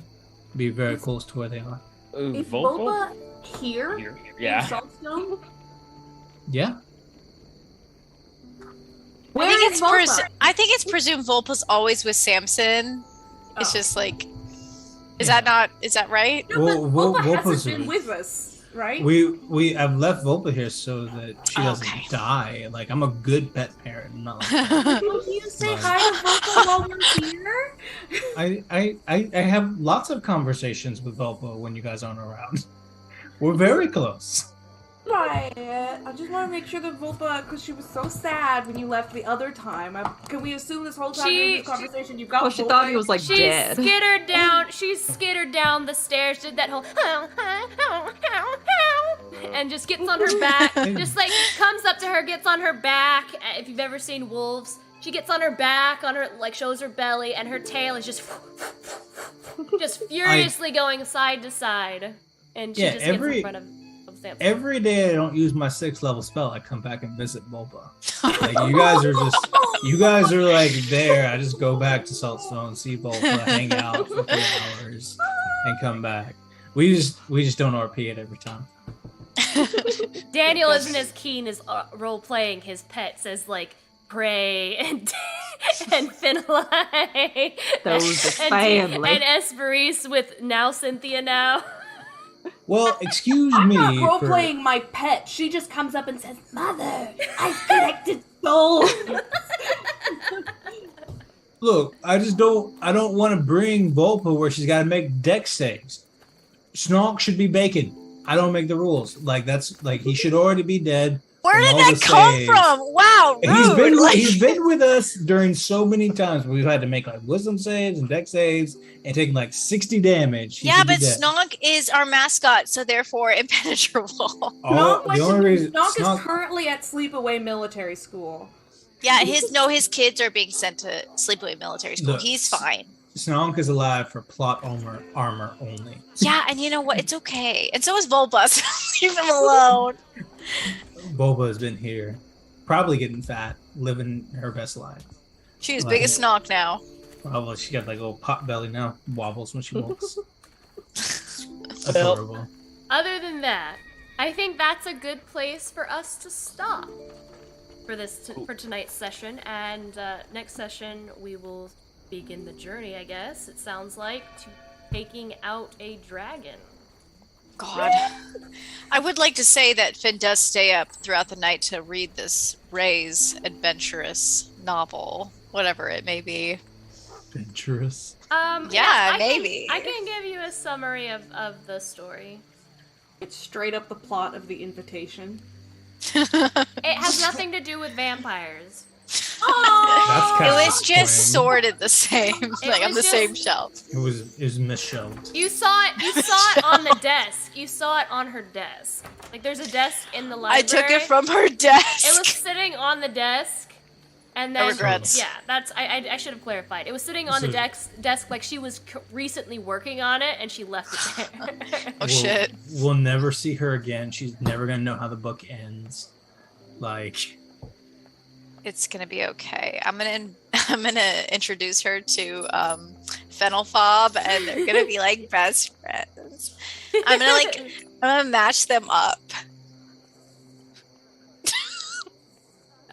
Well, let me thank all of our new followers and everyone this evening.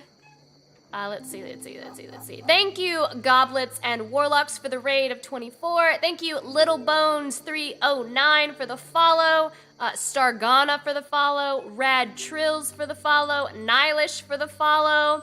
GF Powers 4 with the cheer of 100 bits. They said, Swoley, please come back. We miss you already. And thank you also Gut Punch RP for the raid. Thank you all so much for joining us this evening. We hope you had a lot of fun. We hope. Oh, I didn't notice that my mic was in front of my camera. Thank you for joining us this evening on another awesome and fun episode of Fate's End. You can watch us every Monday at 7:30 p.m. Central Standard Time. for more Fate's End. Wednesday, we have our Spelljammer campaign. You can see Deanna in that game. Yeah! I'm facing the consequences of my actions. I stole from hell for 3 weeks, and then Jake said, "You're being followed by the police." And we said, "What? The police?" And he said, "Yes." So we're dealing with that right now. Come join us! That is Wednesday. Who? Wednesday at 8 Central Standard Time. And that is our Iron Valor show. It's a little different from our Monday show. You actually get to participate and you can bless the party, you can curse the DM. If you've been watching this entire time, you've been earning points. You didn't even know it. You just use command points so you can see how much points that you've already earned. You can redeem those points in-game on Wednesday to grant luck to your favorite players and to, like I said, curse the DM, bless the party. It's a lot of fun, very interactive, and so come join us Wednesday. Other than that, we are stick with us for just a moment. We're gonna raid. Looks like Daniel has put in the chat no man. But other than that, we will see you next Wednesday for more Fate's End. Thank you all. We love you. Night, guys.